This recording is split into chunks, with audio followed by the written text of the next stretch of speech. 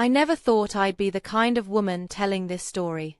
But here I am, 34 years old, sitting in what used to be my dream home, looking at divorce papers that would change everything.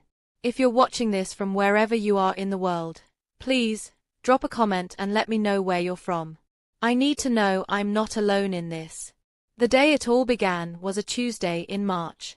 I remember because I had just gotten back from visiting my grandfather's grave, something I did every month without fail. Grandpa Eugene had been gone for 3 years, but his presence still felt so real in my life.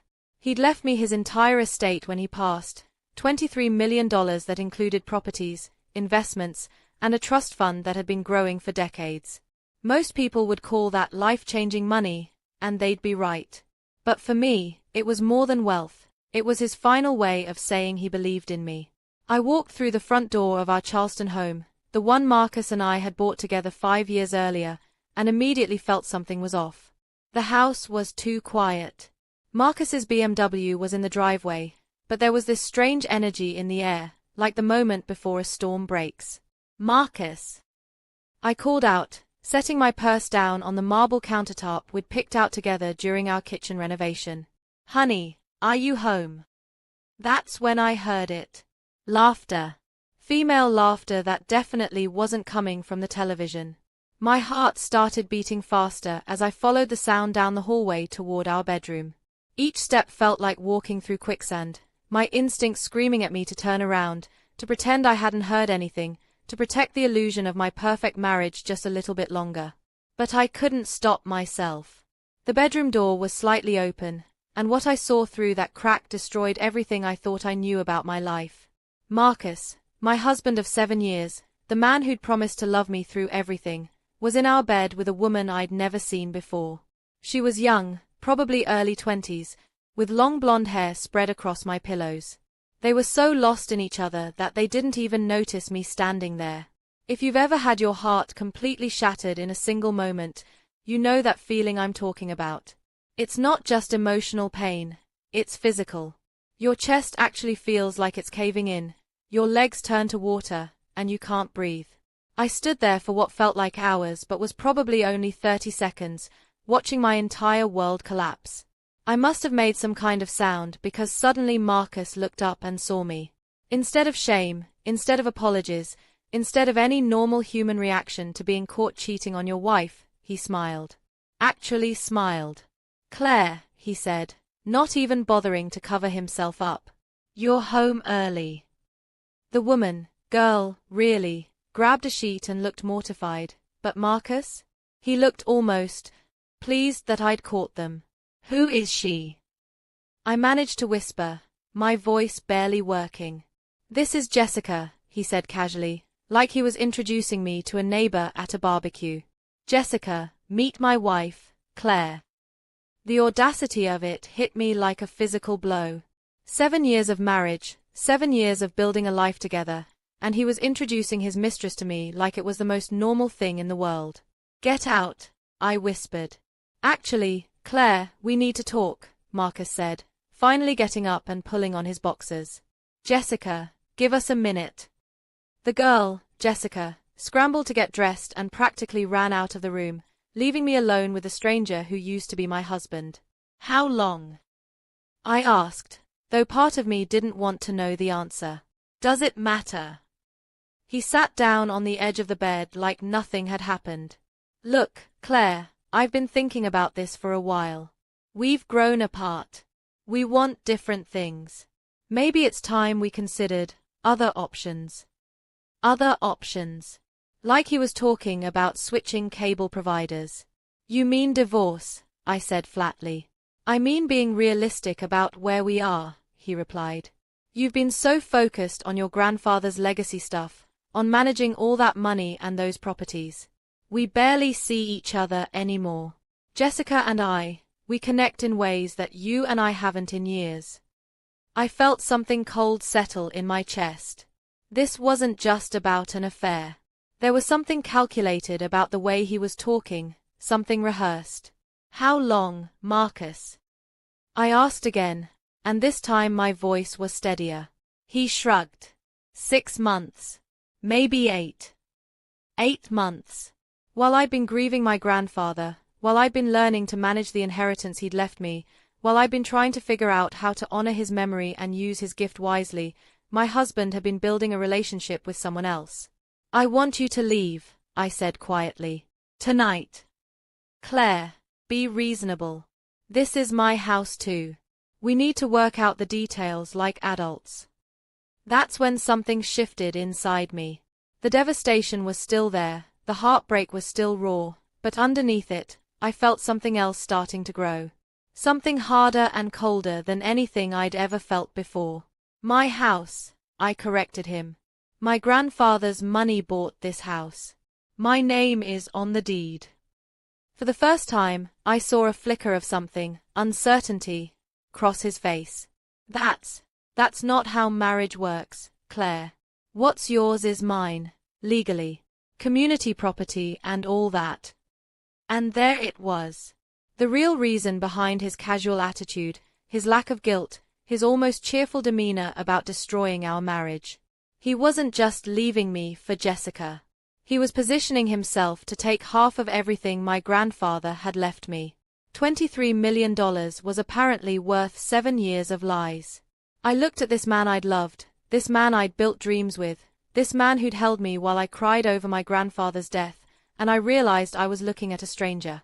Worse than a stranger, I was looking at an enemy who'd been living in my house, sleeping in my bed, planning my destruction while I grieved and trusted and loved him. "Get out," I said again, but this time there was steel in my voice that surprised even me. "Get out now, or I call the police." He stood up, and for a moment I thought he might argue, might fight me on it. But then he shrugged again, that casual gesture that somehow hurt worse than anything else he'd done. "Fine. I'll stay at Jessica's tonight. But Claire, you need to start thinking practically about this. I'm going to get my share of everything, including your grandfather's estate. My lawyer says I have every right to half of it. So maybe we should try to work this out amicably." He was threatening me. Standing in my bedroom, in my house, after I'd just caught him with another woman, he was threatening to take everything my grandfather had worked for, everything he'd wanted me to have. If you've ever subscribed to a channel because you needed to see justice served, please hit that subscribe button now. Because what happened next was just the beginning of the most intense year of my life. Marcus packed a bag while I stood there watching, my mind spinning with implications I was only starting to understand. As he headed for the door, he paused and looked back at me. "You know, Claire, I almost feel bad about this. But you've been so distant since your grandfather died, so focused on his money and his properties. You forgot how to be a wife. Jessica reminds me what it feels like to be wanted." And then he left, taking my heart and my faith in love with him, but leaving behind something he didn't expect, a wife who was about to discover exactly how strong she really was. I spent that first night on my bathroom floor, crying until I had nothing left. But somewhere around dawn, something changed. The crying stopped, and in its place came a clarity I'd never experienced before. Marcus wanted a war over my grandfather's legacy. He was about to find out what that legacy had really been about. Grandpa Eugene hadn't just left me money, he'd left me the tools to fight back. And I was going to use every single one of them. The morning after Marcus left, I did something I'd never done before in my entire life. I hired a private investigator. I'd barely slept, and when the sun came up, I was sitting at my kitchen table with my laptop, my grandfather's old leather journal, and a cup of coffee that had gone cold hours ago. My eyes were swollen from crying, but my mind was crystal clear for the first time in months. I kept thinking about something Grandpa Eugene used to tell me when I was little. We'd be sitting on his porch in Charleston's historic district, watching the world go by, and he'd say, "Claire Bear, information is the most valuable currency in the world. More valuable than money, more powerful than connections. The person who knows the truth first is the person who wins." At 8:30 in the morning, I was on the phone with Reynolds Investigations, a firm I'd found through my grandfather's old business contacts. The woman who answered sounded professional but kind, and when I explained what I needed, she didn't ask unnecessary questions or make me feel like a victim. "Mrs. Whitmore, I'm going to connect you with our lead investigator, Sarah Chen. She specializes in matrimonial cases, and she's very good at what she does. 20 minutes later, Sarah Chen was sitting in my living room, looking nothing like what I'd expected a private investigator to look like. She was probably in her early 40s, wearing a simple black suit, with kind eyes that somehow made me feel like I wasn't losing my mind. "Tell me everything," she said, pulling out a tablet and a recorder. "Start from the beginning, and don't leave out any details that seemed strange or off, even if they seemed minor at the time." So I told her. About Marcus's casual reaction to being caught, about his immediate focus on the money, about how prepared he seemed for this conversation. About Jessica, who looked young enough to be our daughter. About his threat regarding my grandfather's estate and his lawyer's supposed advice. Sarah listened without interrupting, occasionally making notes. When I finished, she was quiet for a long moment. "Mrs. Whitmore, in my experience, when someone reacts to being caught cheating the way your husband did, it usually means they've been planning this for a while. The affair might have been going on for 8 months, but I bet money that he's been thinking about divorce and your inheritance for much longer than that." "What do you mean?" "Think about it. Your grandfather passed away 3 years ago, right? And you inherited $23 million. That's the kind of money that changes people, especially when they start doing the math on what they could walk away with in a divorce." The thought made me sick, but it also made sense. Marcus had been supportive when Grandpa first got sick, had held me when he passed away, had seemed genuinely sad at the funeral. But looking back now, I could see when things started to change. Not immediately, but gradually, after the estate was settled and the full scope of the inheritance became clear. "What I'd like to do," Sarah continued, "is run a full background check on both your husband and this Jessica woman. I want to look at his recent financial activity, his communication patterns, and his movements over the past year. I also want to check if he's been consulting divorce attorneys, and if so, for how long." "Is that legal?"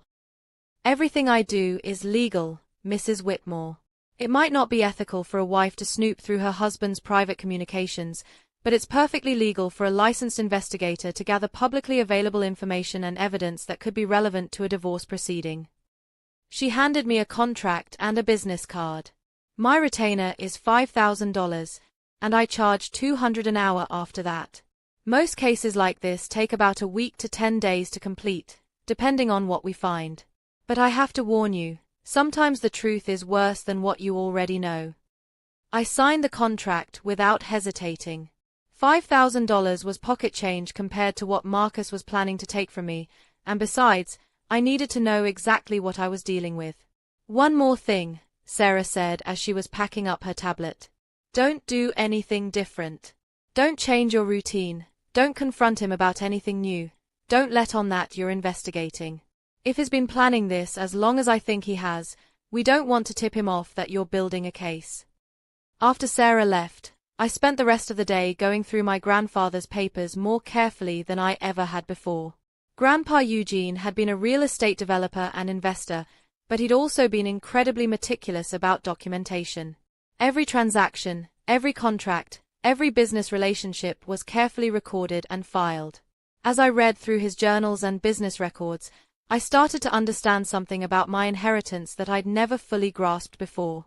It wasn't just money that he'd left me, it was a network. Names, addresses, phone numbers, and detailed notes about people he'd done business with over the decades.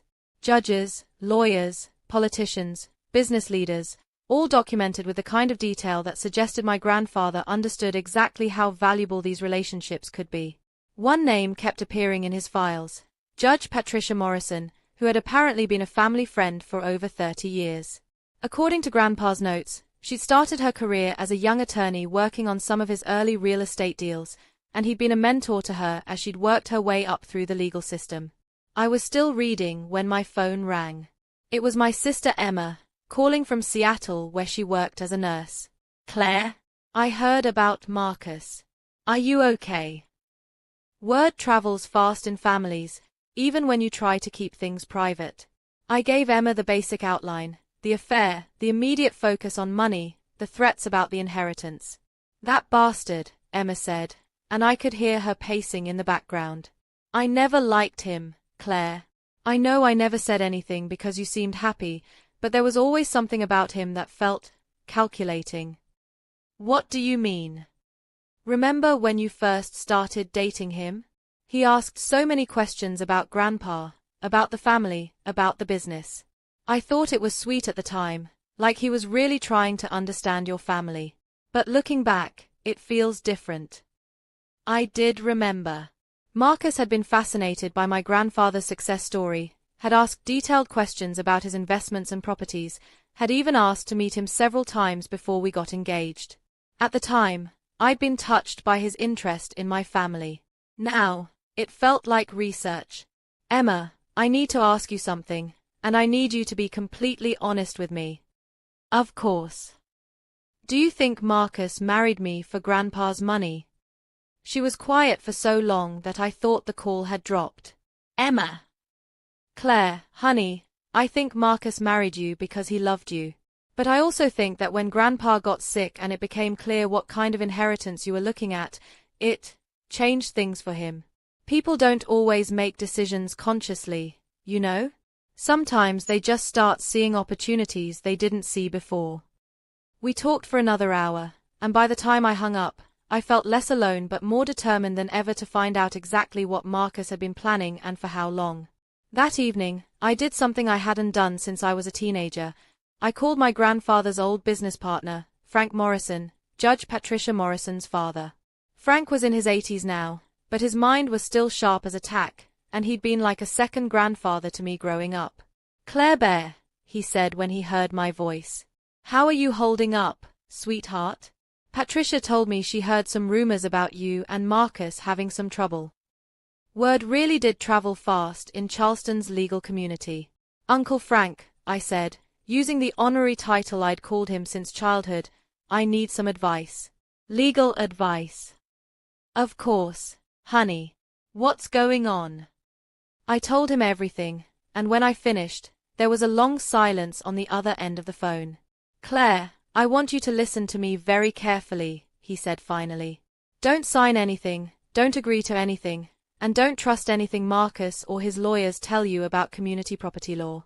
South Carolina has some very specific rules about inherited property, and if your grandfather set up his estate the way I think he did, Marcus might not have the rights to your inheritance that he thinks he does. What do you mean? I mean your grandfather was a very smart man, and he loved you more than anything in the world. I'd bet money that he made sure his legacy was protected, even from something like this. But we need to look at the actual documentation to be sure.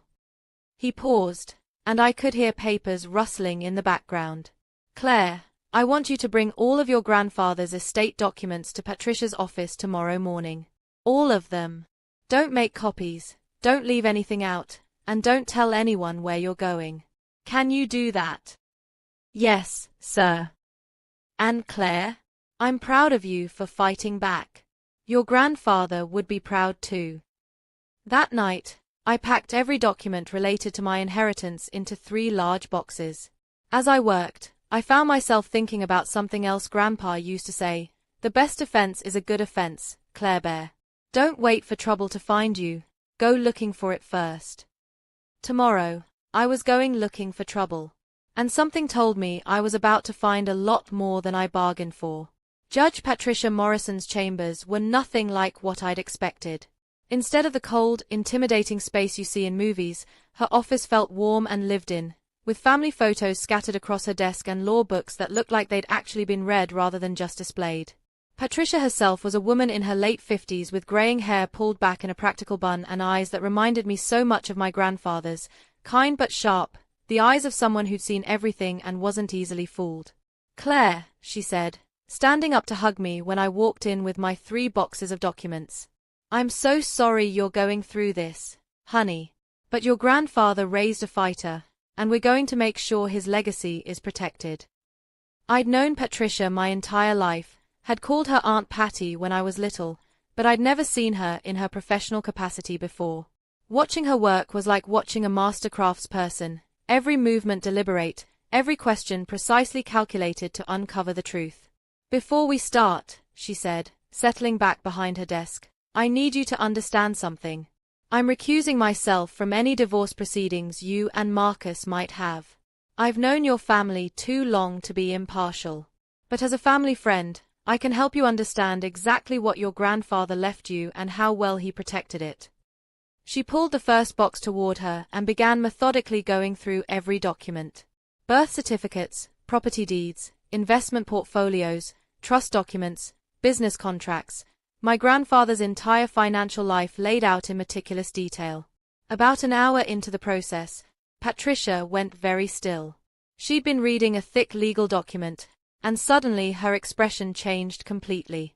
"Oh, Eugene," she said softly, and I could hear admiration in her voice.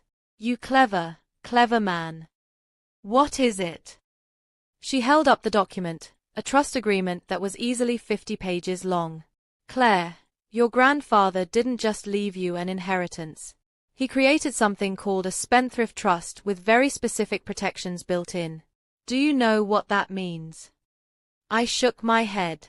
"It means that the money and properties he left you aren't technically yours in the way that normal inheritance would be.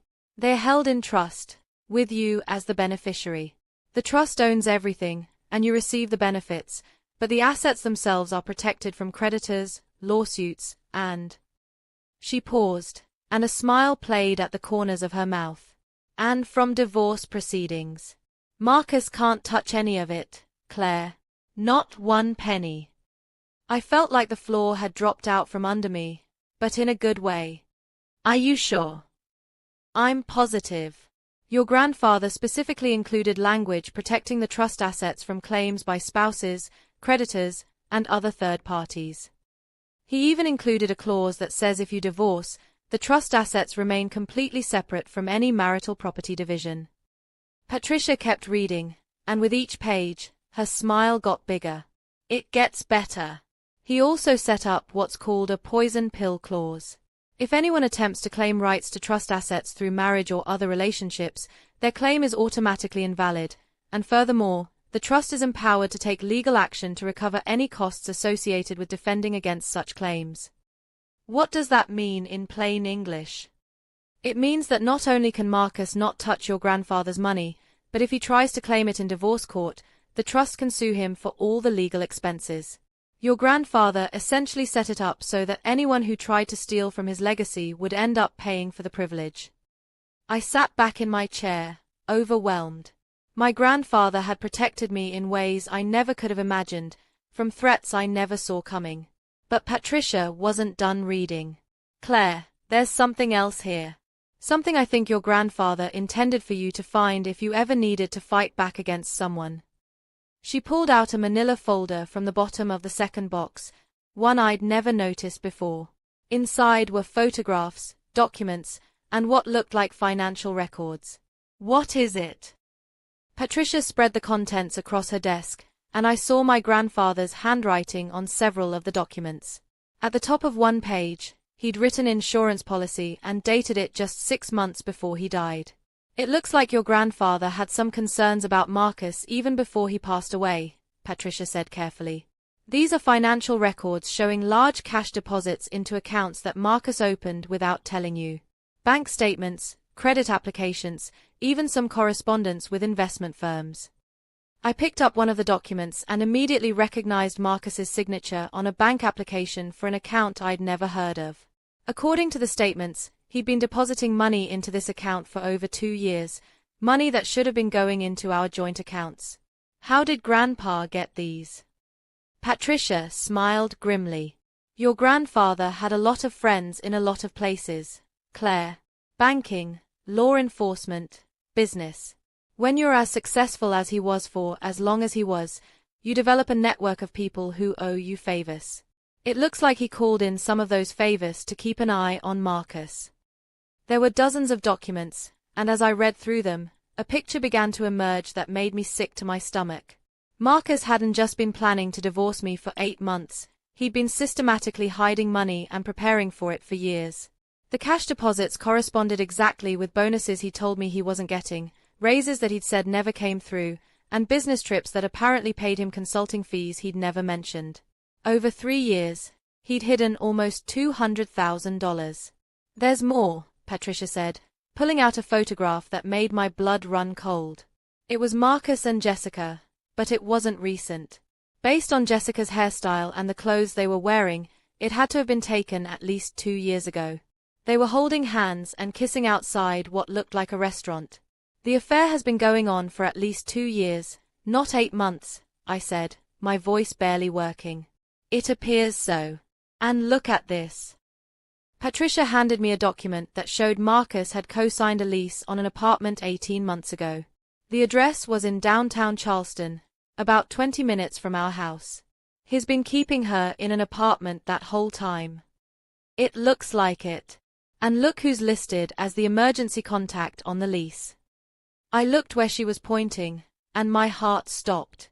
The emergency contact was listed as Marcus Whitmore, spouse. Spouse. He'd listed himself as Jessica's spouse on official documents while still married to me. If you're watching this and you've ever discovered that someone you trusted was living a complete double life, please leave a comment and let me know how you got through it.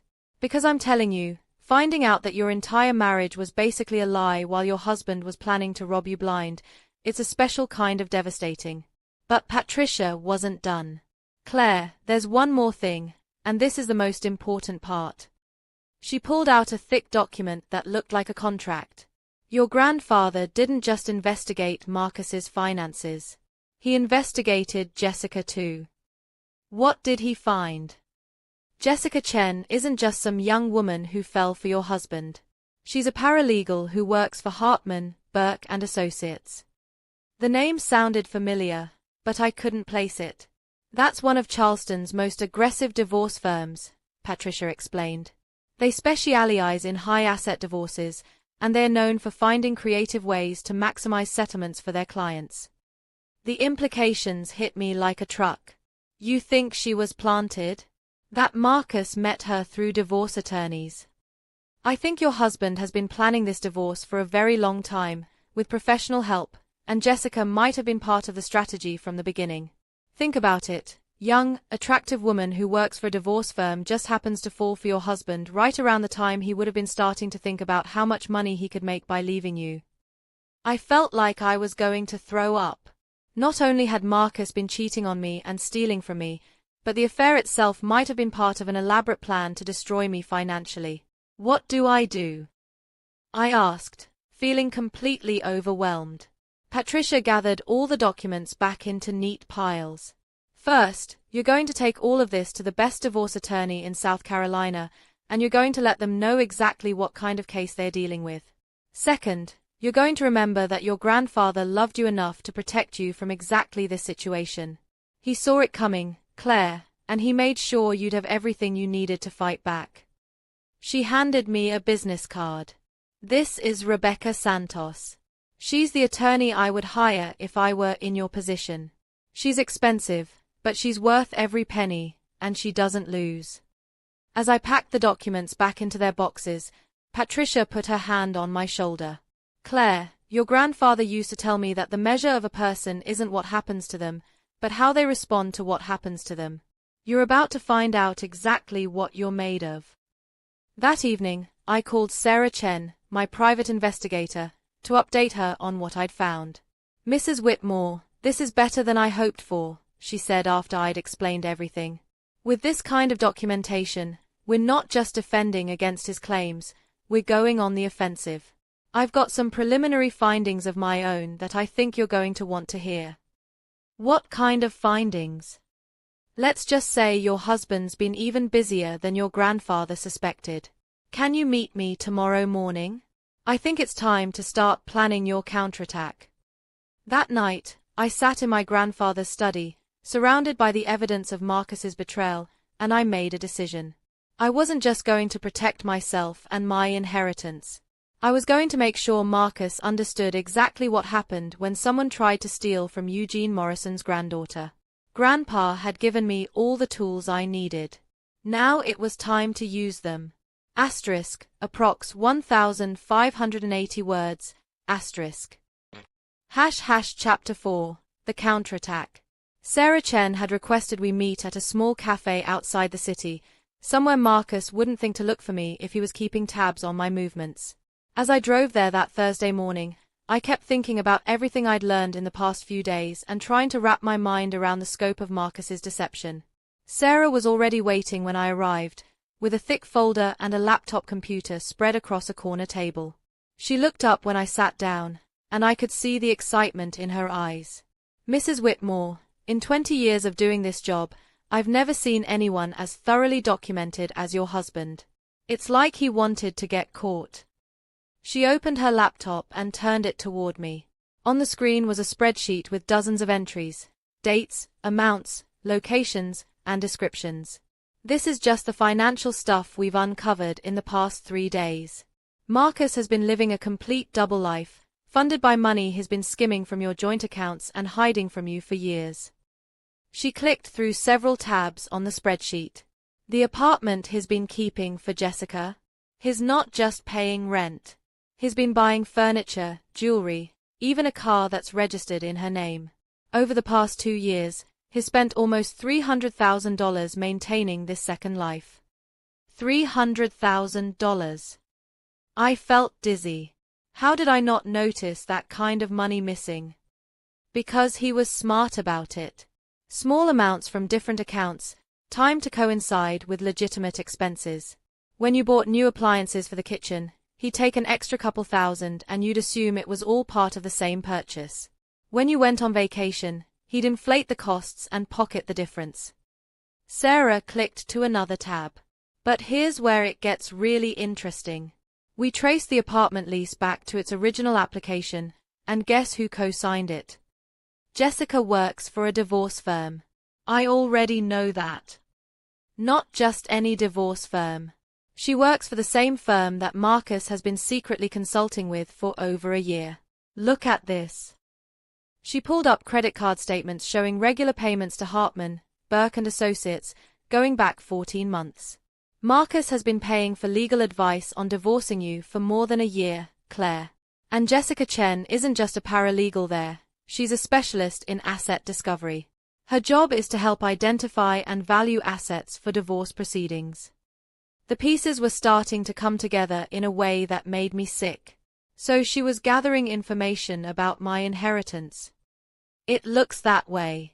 We found records of her accessing property databases, investment accounts, and business filings related to your grandfather's estate.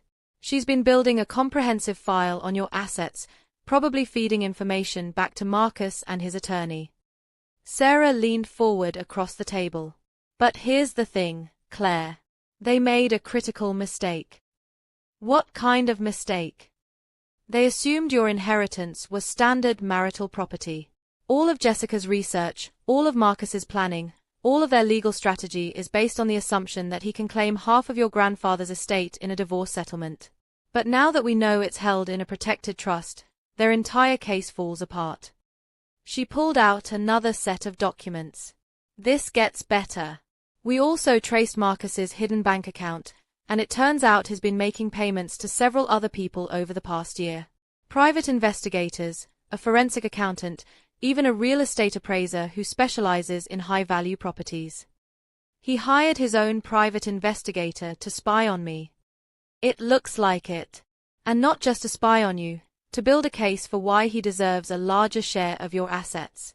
The private investigator was documenting your daily routine, your spending habits, your relationship with friends and family. The forensic accountant was trying to find hidden assets or discrepancies in your grandfather's estate documentation. I felt violated in a way I'd never experienced before.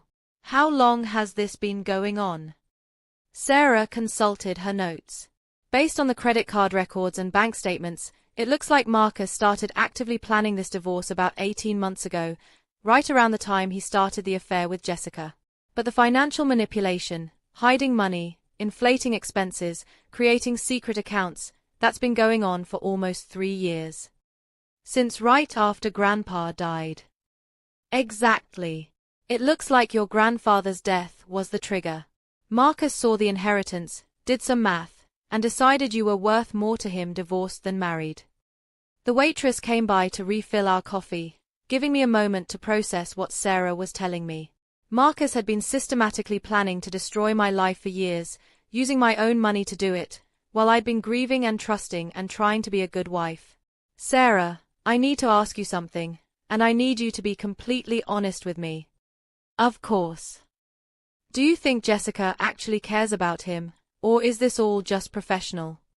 Sarah was quiet for a moment, considering the question. Based on what I found, I think Jessica started out as a professional assignment, but I think she's developed real feelings for him over the past 2 years. The spending patterns, the gifts, the time they spend together, it goes beyond what would be necessary for just gathering information. So she's been used too, in a way. Maybe. Or maybe she's been a willing participant in a plan to defraud you of millions of dollars. It's hard to say without knowing her motivations. Sarah closed her laptop and pulled out a manila envelope. Claire, there's something else, and this is probably the most important thing I've found. She handed me a document that looked like a court filing. At the top, I could see Marcus's name and mine, and the words petition for divorce in bold letters. His already filed. Not yet, but this is a draft petition that was prepared by his attorneys 3 weeks ago. Before you caught him with Jessica, before any of this came out in the open, they were already preparing to file for divorce. I read through the document, and with each paragraph, my anger grew.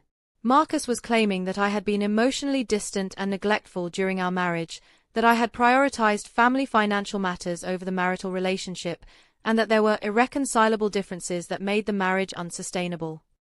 But the worst part was the financial section. Marcus was claiming that my grandfather's entire estate should be considered marital property subject to equitable distribution, and he was asking for not just half of everything, but for full ownership of our house and primary custody of all joint assets. He's trying to take everything, I said, my voice shaking with rage. He was trying to take everything, Sarah corrected. But now we know what he's planning, and we have evidence of his fraud, his adultery, and his systematic deception. Plus, we know that his entire legal strategy is based on a false premise about your inheritance. She leaned back in her chair with a satisfied smile. Claire, I've been doing this for 20 years, and I've never seen someone hand their opponent a more complete victory. Marcus has documented his own crimes, funded his own investigation, and built a case that's going to backfire spectacularly. What do you mean? Think about it. He's spent $300,000 of marital money on his affair and his secret life. That's dissipation of marital assets, which means he owes the marital estate that money back. He's committed adultery, which in South Carolina can affect property division. He's hidden assets and lied about income, which is fraud. And he's used marital funds to pay for legal advice on how to defraud you, which might even be criminal. Sarah pulled out her phone and showed me a series of photographs. And we have proof of all of it. Bank records, credit card statements, lease agreements, hotel receipts, restaurant charges, jewelry store purchases, everything documented and time-stamped. The photos showed Marcus and Jessica at expensive restaurants, shopping together, even what looked like a weekend getaway at a resort I recognized from one of our anniversaries. He took her to the same place we went for our 5th anniversary, I said, feeling sick. I'm sorry, Claire. I know this is painful. But it's also powerful evidence. Sarah packed up her materials and handed me a business card. I've already reached out to Rebecca Santos, the attorney Judge Morrison recommended. She wants to meet with you tomorrow afternoon, and she wants to see everything we've found. What happens next? Next, we let Marcus file his divorce petition based on his flawed legal theory and his lies about your emotional state and priorities. Then we file a response that systematically destroys every claim he's made while demanding he return the marital funds he's stolen and pay damages for his fraud.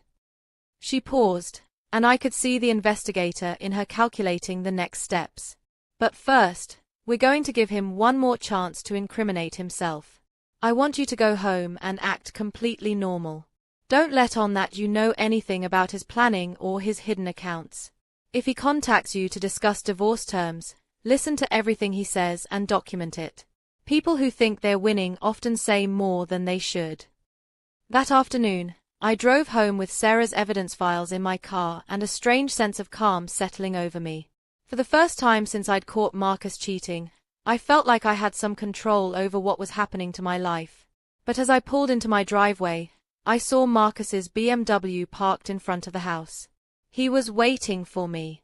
I found him sitting at our kitchen table with a stack of papers in front of him, looking more confident than I'd seen him since the day I caught him with Jessica. "Claire, we need to talk," he said as I walked in. "I think it's time we discussed how we're going to handle the divorce." "Okay," I said, remembering Sarah's advice to let him talk and document everything he said. "I've been thinking about this a lot, and I want to be fair to both of us. I know this situation isn't ideal, but we're both adults, and we both deserve to move on with our lives."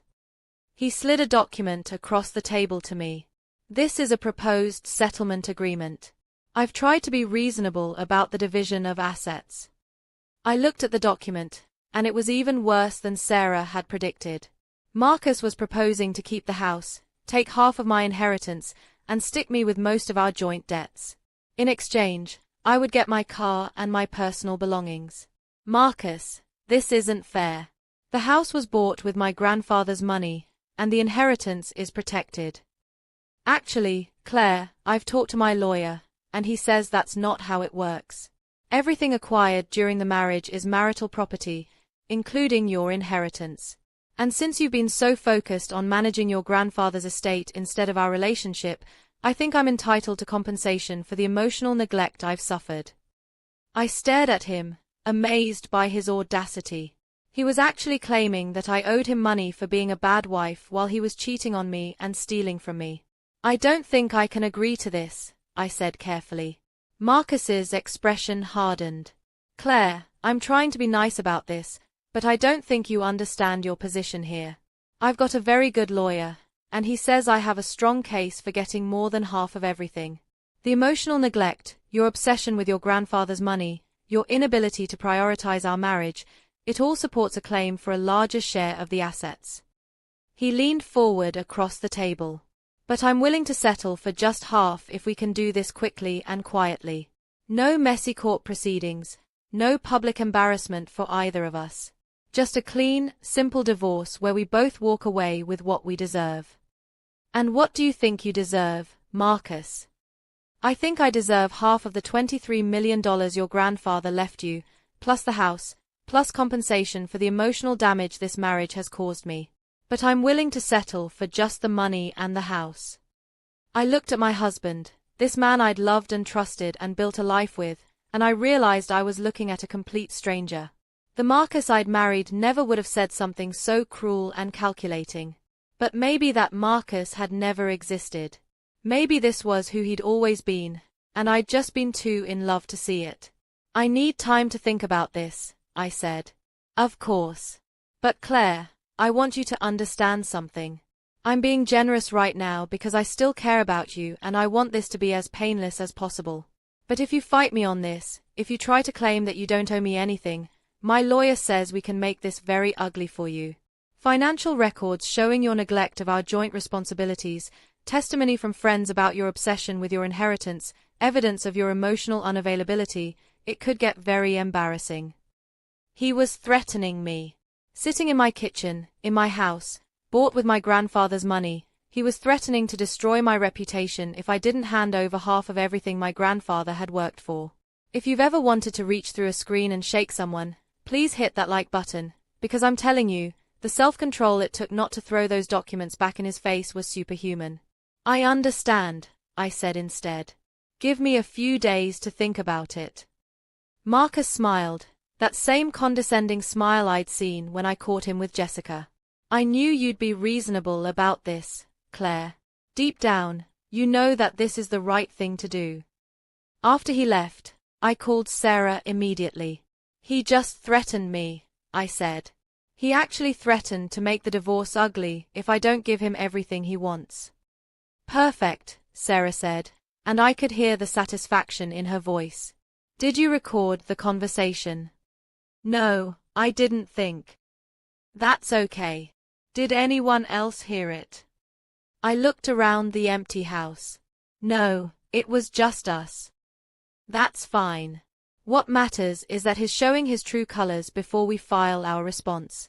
Claire, I want you to call Rebecca Santos right now and move up your meeting. I think it's time to stop playing defense and start playing offense. That evening, I sat in my grandfather's study with all of Sarah's evidence spread out on his old oak desk. I could almost feel his presence there with me, could almost hear his voice telling me what to do next. Information is the most valuable currency in the world, Claire Bear. The person who knows the truth first is the person who wins. Well, Grandpa, I thought to myself, I know the truth now. And tomorrow, Marcus is going to find out exactly what that truth is worth. Rebecca Santos was nothing like what I'd expected from Charleston's most feared divorce attorney. I'd imagined someone cold and intimidating, but the woman who greeted me in her downtown office was warm, professional, and surprisingly young, probably only a few years older than me. Claire, I've reviewed all the materials that Patricia Morrison and Sarah Chen sent over, she said, gesturing for me to sit in one of the leather chairs across from her desk. I have to say, in 15 years of practicing family law, I've never seen a case where the opposing party has documented their own misconduct so thoroughly. Her office was impressive but not ostentatious, with law books lining the walls and family photos scattered around, pictures of what looked like her own children at various ages. It made me feel more comfortable somehow, reminded me that even the toughest lawyers were still human beings with families to protect. What's our strategy? I asked. Rebecca opened a thick file and pulled out several documents. Our strategy is to let Marcus hang himself with his own rope. Based on what your investigator found, he's planning to file a petition that's going to make claims we can not only disprove, but turn around on him completely. She spread several papers across her desk. Here's what we know. Marcus has stolen approximately $300,000 of marital funds, committed adultery for over 2 years, lied about his income and assets, and used marital money to pay for legal advice on how to defraud you. Any one of those things would be damaging in a divorce proceeding. All of them together? It's devastating. But what about his claims that I was emotionally neglectful and obsessed with my inheritance? Rebecca smiled. Claire, let me ask you something. After your grandfather died, did you seek counseling or therapy to help you deal with your grief? Yes, I saw Dr. Martinez for about 6 months. And did Marcus ever express concern about your emotional state or suggest that you were neglecting your marriage during that time? I thought back to those difficult months after Grandpa's death. No, actually, he was very supportive. He drove me to several of my therapy appointments, and he told me he was proud of how I was handling everything. Do you have any documentation of that? Text messages, emails, anything? I might. I know he sent me some sweet text messages during that time, telling me he loved me and that we'd get through it together. Rebecca made a note. We'll need to find those. Because if Marcus was supportive and understanding during your grief process, and only now claims it was neglectful behavior, it suggests his current claims are fabricated for the purpose of gaining financial advantage. She pulled out another document. Now, about your inheritance. Have you used any of your grandfather's money for personal expenses, vacations, or anything that could be construed as frivolous spending? No, most of it is still in the trust. I've used some of the income for home improvements and to pay off our mortgage early, but I was very conservative with it. I wanted to honor Grandpa's memory by being responsible. Perfect. And did you discuss these financial decisions with Marcus? Yes, we talked about everything. He was actually the one who suggested we pay off the mortgage early. He said it would give us more security. Rebecca was taking notes as fast as I could talk. So Marcus not only knew about your conservative approach to managing the inheritance, he actively participated in and supported your decisions about it. Yes, absolutely. Claire, do you see what's happening here? Every claim Marcus is planning to make in his divorce petition can be contradicted by his own behavior and statements during your marriage. He's essentially going to commit perjury the moment he files. She leaned back in her chair, and I could see the strategist in her working through the possibilities. Here's what we're going to do. We're going to let Marcus file his petition first. We're not going to tip our hand by filing first or by letting him know what we've discovered. We want him to make his claims under oath, in writing, in a court filing that becomes public record. Then what? Then we file a response that systematically destroys every claim he's made, supported by evidence he doesn't know we have. But more than that, we file counterclaims for fraud, dissipation of marital assets, breach of fiduciary duty, and intentional infliction of emotional distress. The legal terms were overwhelming, but Rebecca's confidence was reassuring. What does that mean in plain English? It means we're going to sue Marcus not just for divorce, but for damages. We're going to demand that he return every penny of marital money he stole, pay damages for his fraud, and possibly even face criminal charges depending on what else we uncover. Rebecca pulled out a calculator and started working through some numbers. Based on what Sarah found, Marcus has stolen approximately $300,000 in marital funds. In South Carolina, when one spouse dissipates marital assets through adultery or other misconduct, they can be required to pay back twice the amount they took. $600,000. Plus interest, plus attorney fees, plus damages for emotional distress. Claire, by the time we're done with this case, Marcus is going to owe you more money than he ever could have gotten from your inheritance. The irony was almost poetic. Marcus's greed was going to cost him far more than he could have gained. But there's something else, Rebecca continued. Something that could make this case even stronger. What? Your grandfather's investigation files. The fact that he was documenting Marcus's suspicious behavior before he died suggests he had concerns about your marriage that turned out to be justified. If we can show that a reasonable person looking at the same evidence would have had the same concerns, it supports our argument that Marcus's behavior was part of a long-term pattern of deception. Rebecca stood up and walked to her window, looking out over Charleston's historic district. Claire, I want you to understand something. This case is going to be difficult emotionally. We're going to be exposing very personal details of your marriage, your relationship, and Marcus's betrayal. It's going to hurt, and there will be times when you want to just settle and make it all go away. She turned back to me. But I also want you to understand that what Marcus did to you wasn't just adultery. It was a systematic, calculated plan to defraud you of your grandfather's legacy. He didn't just break his wedding vows, he committed crimes. And if we don't hold him accountable, he'll do it to someone else. What do you need from me?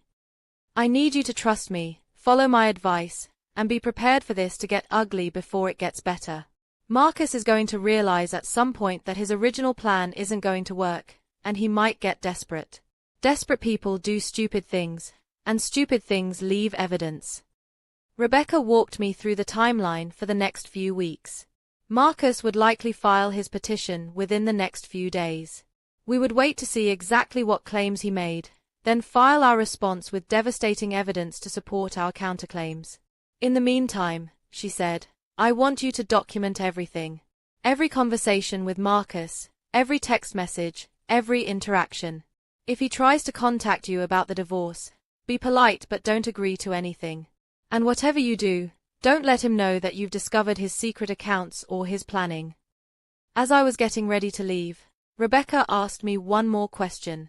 Claire, are you prepared for the possibility that this case might go to trial? That you might have to testify in open court about Marcus's betrayal and your marriage? I thought about my grandfather, about the legacy he'd worked so hard to build and protect. I thought about the trust he'd placed in me to carry on his values and his principles. I thought about the other women Marcus might victimize if someone didn't stop him. Yes, I said. I'm ready. That evening, I went through my phone and computer, searching for every text message, email, and document that could be relevant to the case. What I found was a complete record of Marcus's lies and deception, documented in his own words. Text messages from our anniversary last year. You're the best thing that ever happened to me, Claire. I can't imagine my life without you. Emails about financial decisions. I think paying off the mortgage with some of your inheritance is a great idea. It shows how responsible and thoughtful you are with your grandfather's gift. Messages during my grief counseling. I'm so proud of how strong you're being, baby. Your grandfather would be proud too. Every supportive word, every loving message, every expression of approval for my handling of the inheritance, It was all there, creating a record that would destroy his claims about my emotional neglect and obsession with money. But as I read through our old communications, I found something else that made my blood run cold. Mixed in with Marcus's loving messages were subtle questions about my grandfather's estate, my relationship with various family members, and my understanding of the trust structure. He'd been gathering information from the very beginning, using our intimate conversations to build his case against me. If you've ever realized that someone was manipulating you while you thought they were loving you, you know that sickening feeling I'm talking about. Please leave a comment if you've been through something similar, because I need to know that other people have survived this kind of betrayal. That night, I sat in my grandfather's study and wrote him a letter I would never send. Grandpa, I finally understand why you were so careful about protecting your legacy. It wasn't because you didn't trust me, it was because you knew there would always be people who would try to take advantage of the people you loved.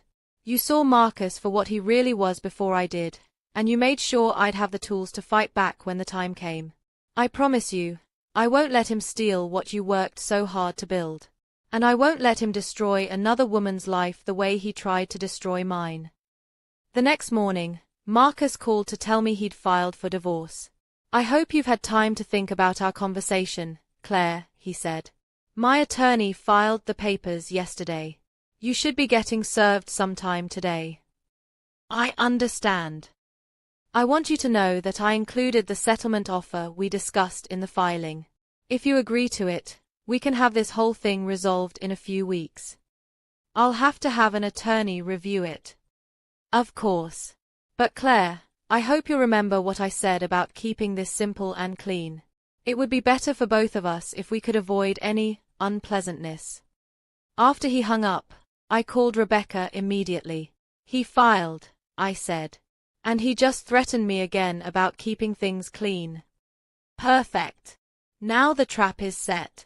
All we have to do is wait for him to walk into it.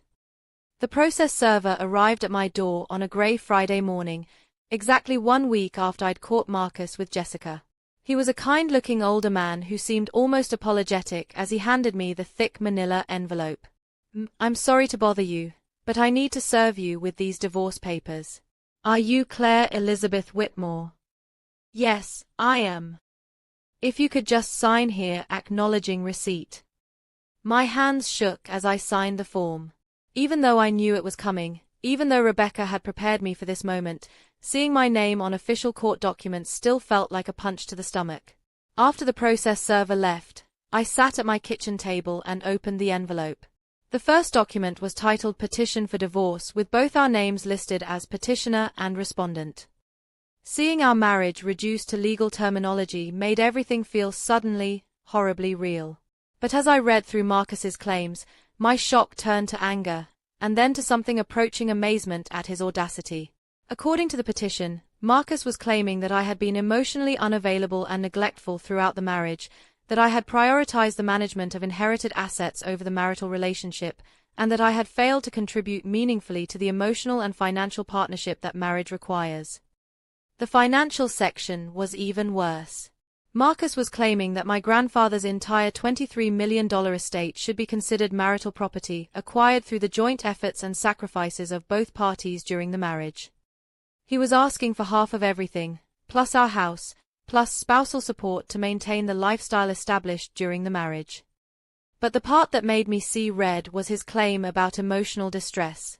According to the petition, Marcus had suffered significant emotional harm from my neglect and obsession with family financial matters, and he deserved compensation for the psychological damage caused by the respondent's priorities and behavior. He was claiming that I owed him money for being a bad wife while he was cheating on me and stealing from me. I called Rebecca immediately. It's worse than we expected, I said, reading directly from the petition. He's claiming emotional distress and asking for spousal support. Claire, slow down. Take a deep breath. This is actually good news. Good news? How is this good news? Because he's made claims that we can prove are completely false, and has made them under oath in a court filing. Every statement in that petition is a sworn statement, which means if we can prove their lies, he's committed perjury. Rebecca asked me to scan and email the entire petition so she could review it immediately. Don't do anything else today, she said. Don't call Marcus, don't respond to the petition, don't even talk to anyone about it. I want to review every word of this filing before we make our next move. That weekend was the longest 2 days of my life. I kept reading and rereading Marcus's claims, each time getting angrier about his version of our marriage. According to his petition, I was a cold, neglectful wife who had inherited money and immediately become obsessed with it at the expense of our relationship. But I also found myself thinking about something Rebecca had said: desperate people do stupid things, and stupid things leave evidence. On Monday morning, Rebecca called with an update that changed everything. Claire, I've been over Marcus's petition line by line, and I think he's made a fatal error. What do you mean? He's claiming that your inheritance should be considered marital property because it was acquired through the joint efforts and sacrifices of both parties during the marriage. But your grandfather died in 2021, and the estate was settled in 2022. Marcus is essentially claiming that he contributed to earning an inheritance that came from your grandfather's lifetime of work. That doesn't make sense. Exactly.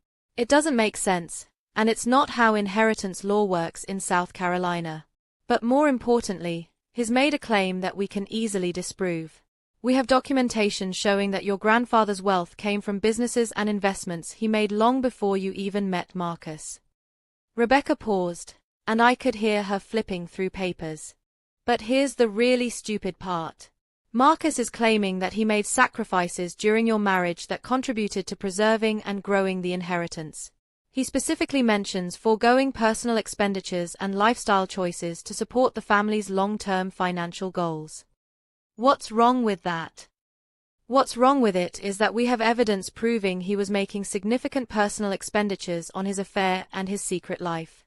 He can't claim he was sacrificing for the family's financial good while he was stealing $300,000 from the family. I was starting to understand. So he's contradicted himself. He's done more than contradict himself. He's created a perfect opening for us to introduce evidence of his adultery, his hidden accounts, and his financial misconduct. When we respond to his petition, we're going to systematically destroy every claim he's made. Rebecca explained our strategy in detail.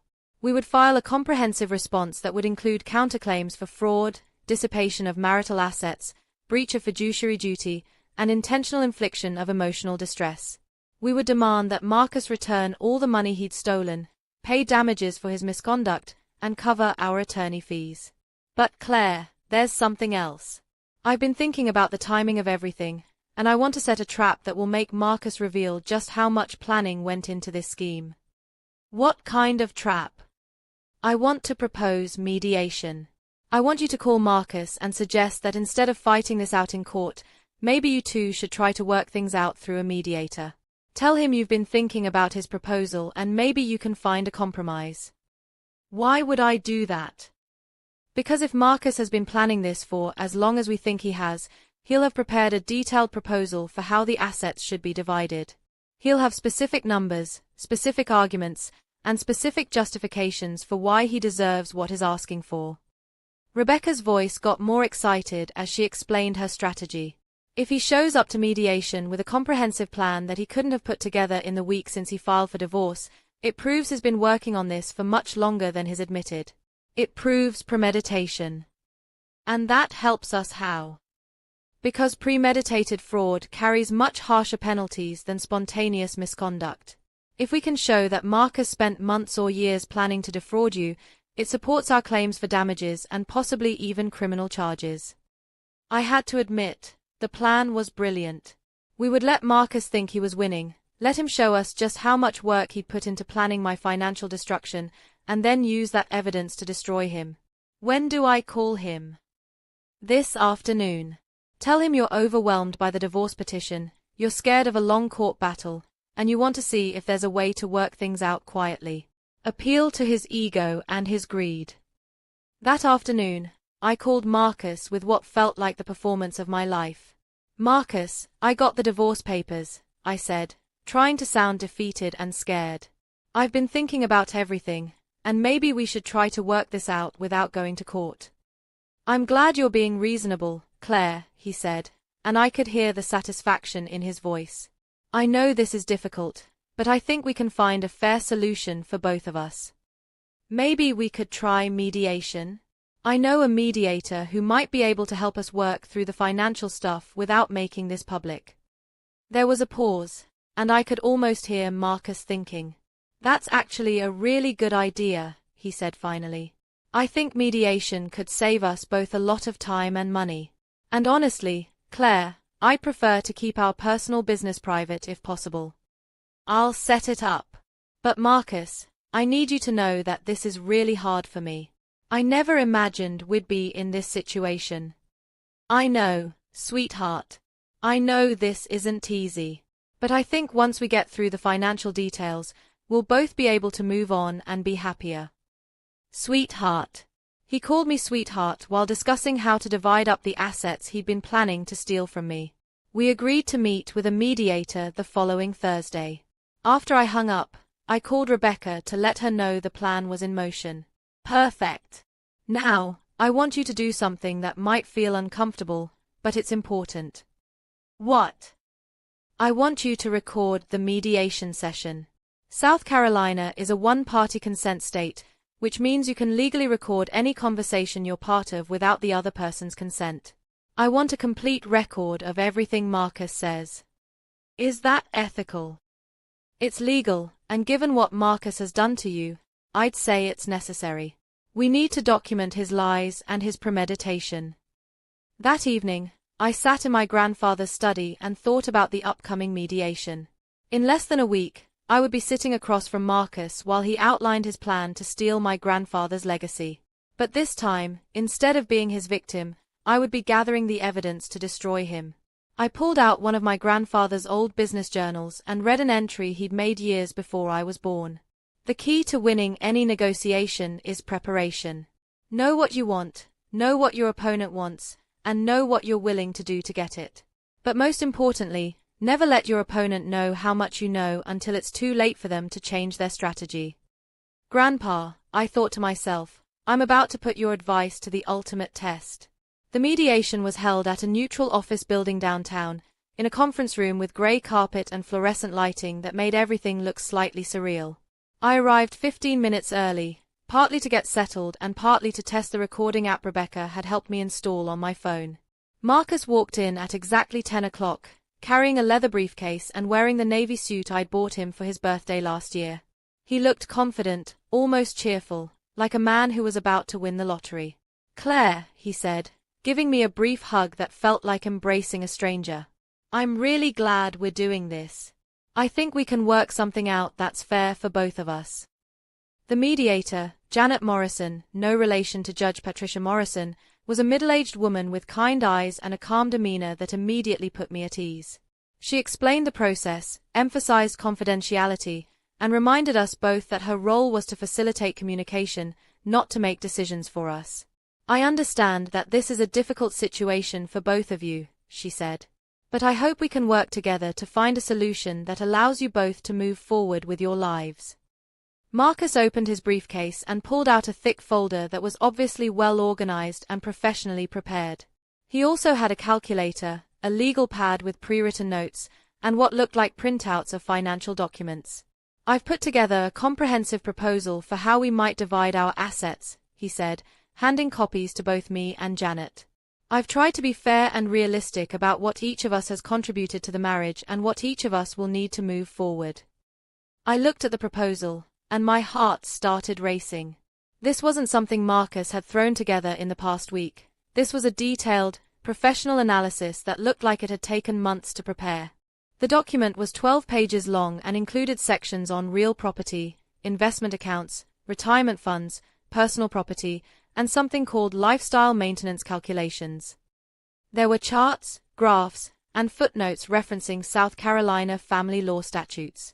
Marcus, Janet said, looking impressed despite herself, this is very thorough. How long did it take you to put this together? Oh, I've always been good with financial planning, Marcus said casually. I started thinking about our assets and how they might be divided pretty much as soon as Claire and I started having marital problems. And when would you say those problems started? Marcus pretended to think about it. I'd say the serious problem started about 2 years ago, when Claire inherited her grandfather's estate. That's when she really started to change, started to prioritize money over our relationship. I bit my tongue to keep from responding. According to Marcus's timeline, his marital problems started at exactly the same time as his affair with Jessica and his secret financial planning. Let me walk you through my proposal, Marcus continued, spreading the documents across the table. First, the house. Claire and I bought this house together 5 years ago, and even though some of the purchase money came from her inheritance, I think it's fair to say that I contributed equally to making it our home. He pulled out receipts and documentation that I'd never seen before, records of home improvements, maintenance expenses, and upgrades that he'd apparently been tracking for years. I've documented approximately $80,000 in improvements and maintenance that I've personally paid for or contributed to over the past 5 years. I think that gives me a significant equity stake in the property. Janet was taking notes, but I could see that something was bothering her. Marcus, these receipts are very detailed and well organized. Do you typically keep such careful financial records? I've always been careful about money, Marcus replied. Especially after Claire inherited her grandfather's estate. I wanted to make sure that my contributions to our family's financial well-being were properly documented. Documented for what purpose? Marcus hesitated for just a moment, and I saw his first flash of uncertainty. Well, just for our own records. Tax purposes, that sort of thing. But Janet wasn't letting it go. Marcus, some of these receipts are organized by date and category in a way that suggests they were compiled for a specific purpose. Were you anticipating that you might need to document your financial contributions for some reason? I just like to be organized, Marcus said, but his confidence was slipping slightly. Janet moved on to the next section of his proposal. Let's talk about the inheritance. You're claiming that your wife's grandfather's estate should be considered marital property. Can you explain your reasoning? This was the moment I'd been waiting for. Marcus sat up straighter and launched into what was obviously a rehearsed presentation. Your Honor, Janet, marriage is a partnership. When Claire inherited her grandfather's money, she didn't just inherit assets, she inherited responsibilities. Managing that kind of wealth, maintaining those properties, making investment decisions, it's a full-time job. He pulled out more documents, including what looked like time logs and expense reports. I've calculated that Claire spends approximately 20 hours a week managing her inheritance. That's time that could have been spent on our marriage, on building our life together, on the kind of partnership that marriage is supposed to be. Marcus warmed to his theme, clearly pleased with his argument.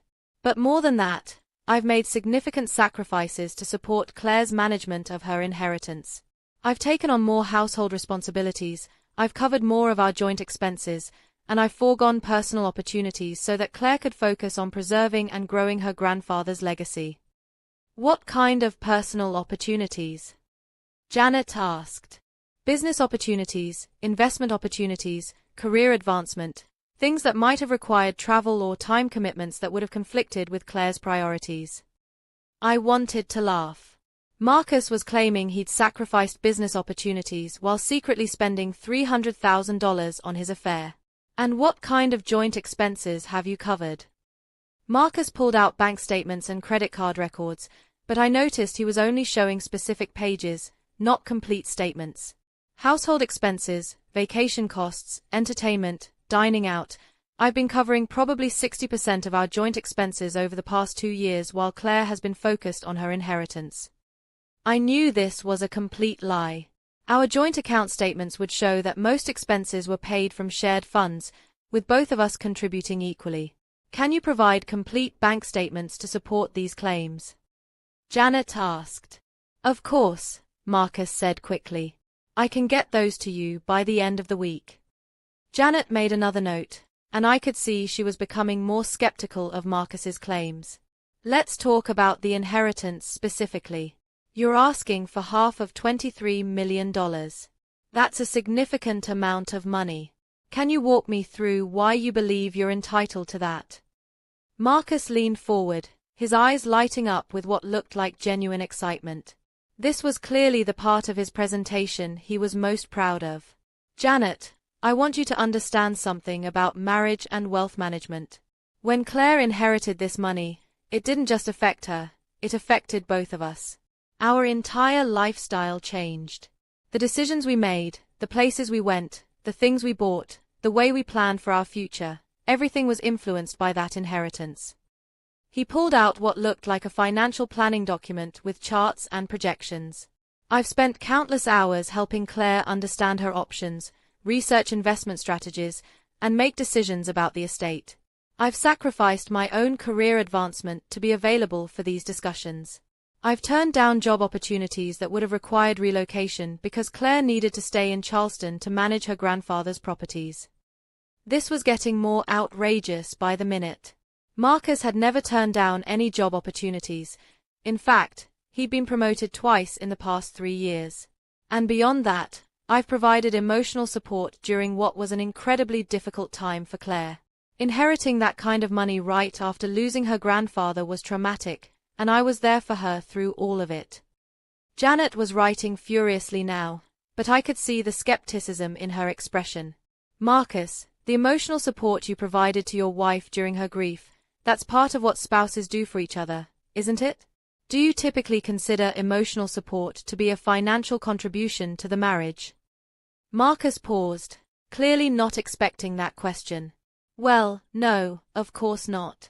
But when you combine the emotional support with the practical support, the research I did, the time I invested in understanding the estate, the lifestyle sacrifices I made, when you look at it holistically, I think you can see that I've made significant contributions to preserving and growing Claire's inheritance." "Do you have documentation of the research you did or the time you invested?" Well, no, not specific documentation. But Claire can confirm how much time we spent discussing her financial decisions." Janet turned to me. "Claire, can you speak to Marcus's claims about his involvement in managing your inheritance?" This was the moment Rebecca had prepared me for. I needed to be honest but careful, letting Marcus continue to incriminate himself without tipping my hand. "Marcus was certainly aware of my inheritance and the responsibilities that came with it," I said carefully. "We did discuss financial decisions, and he did provide emotional support after my grandfather's death. And the sacrifices he mentioned, turning down job opportunities, taking on additional household responsibilities. I'm not aware of any specific job opportunities Marcus turned down. As for household responsibilities, I think we both contributed equally to maintaining our home." I saw Marcus's jaw tighten slightly. He clearly wasn't expecting me to contradict his claims. "Let's move on to the lifestyle maintenance issue," Janet said. "Marcus, you're asking for spousal support to maintain the lifestyle established during your marriage. Can you explain what kind of lifestyle you're referring to?" Marcus pulled out more documents, receipts from expensive restaurants, hotel bills from luxury vacations, records of purchases and experiences that had been funded by my inheritance. "Claire and I lived a very comfortable lifestyle during our marriage. Nice restaurants, vacations, quality furniture, a beautiful home. We attended charity events, joined the country club, entertained friends and business associates. That lifestyle was supported by Claire's inheritance, and I think it's reasonable to expect some continuation of that support while I transition to being a single person." "And what kind of monthly support are you requesting?"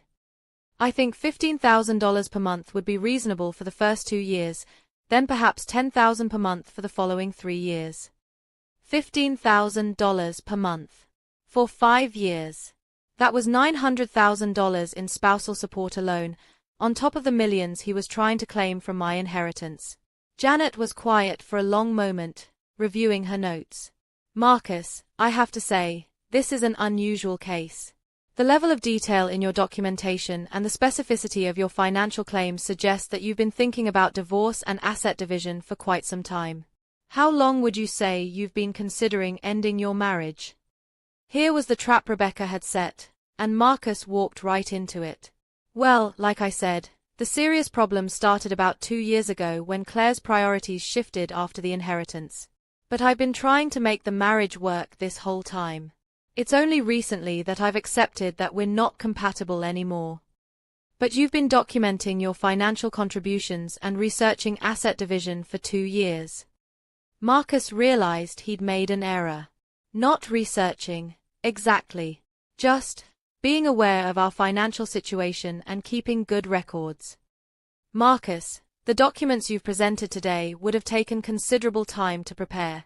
The organization, the analysis, the legal research.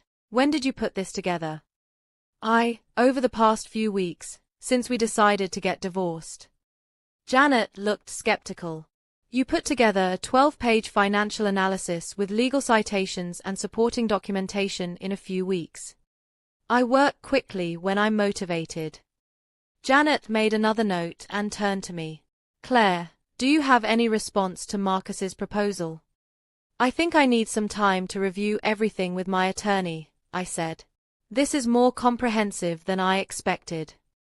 Of course, Janet said. Marcus, I assume you've had legal counsel in preparing this proposal. I've consulted with an attorney, yes. And how long have you been working with legal counsel? Another trap. Marcus hesitated again. Just recently. Since we decided to pursue divorce. But the legal research and citations in your proposal suggest familiarity with South Carolina family law that would typically come from extended consultation with an attorney.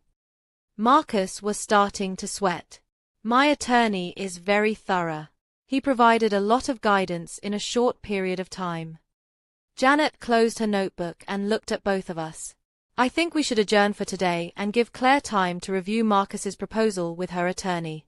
I have to say, this is one of the most detailed and comprehensive settlement proposals I've seen in mediation, which suggests a significant amount of planning and preparation.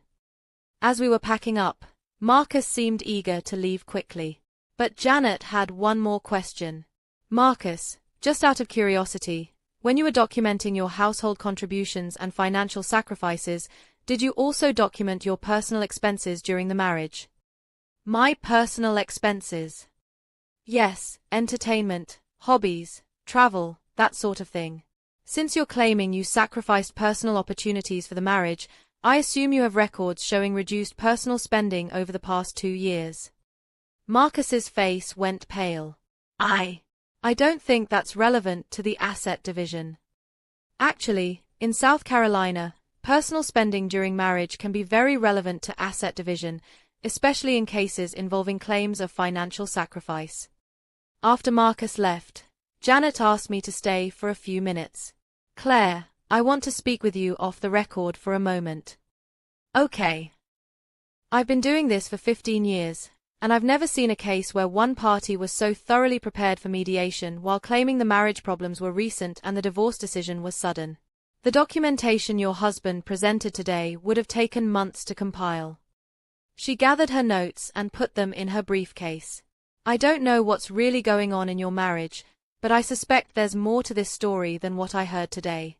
If I were you, I'd have a very thorough conversation with my attorney before responding to Marcus's proposal. That evening, I called Rebecca and played her the entire recording of the mediation session. Claire, this is even better than I hoped for, she said after listening to the whole thing. Marcus has essentially confessed to planning this divorce for at least 2 years, lied about his financial contributions, and made claims we can easily disprove. What happens next? Next, we stop playing defense and start playing offense. It's time for Marcus to find out exactly what happens when someone tries to steal from Eugene Morrison's granddaughter. The real war was about to begin. The Charleston County Family Court building looked imposing in the early morning light as I walked up the steps with Rebecca Santos by my side. It was 3 weeks after the mediation, and today was the day we'd been preparing for since this whole nightmare began. Remember, Rebecca said as we approached the metal detectors, today is about letting Marcus hang himself with his own testimony.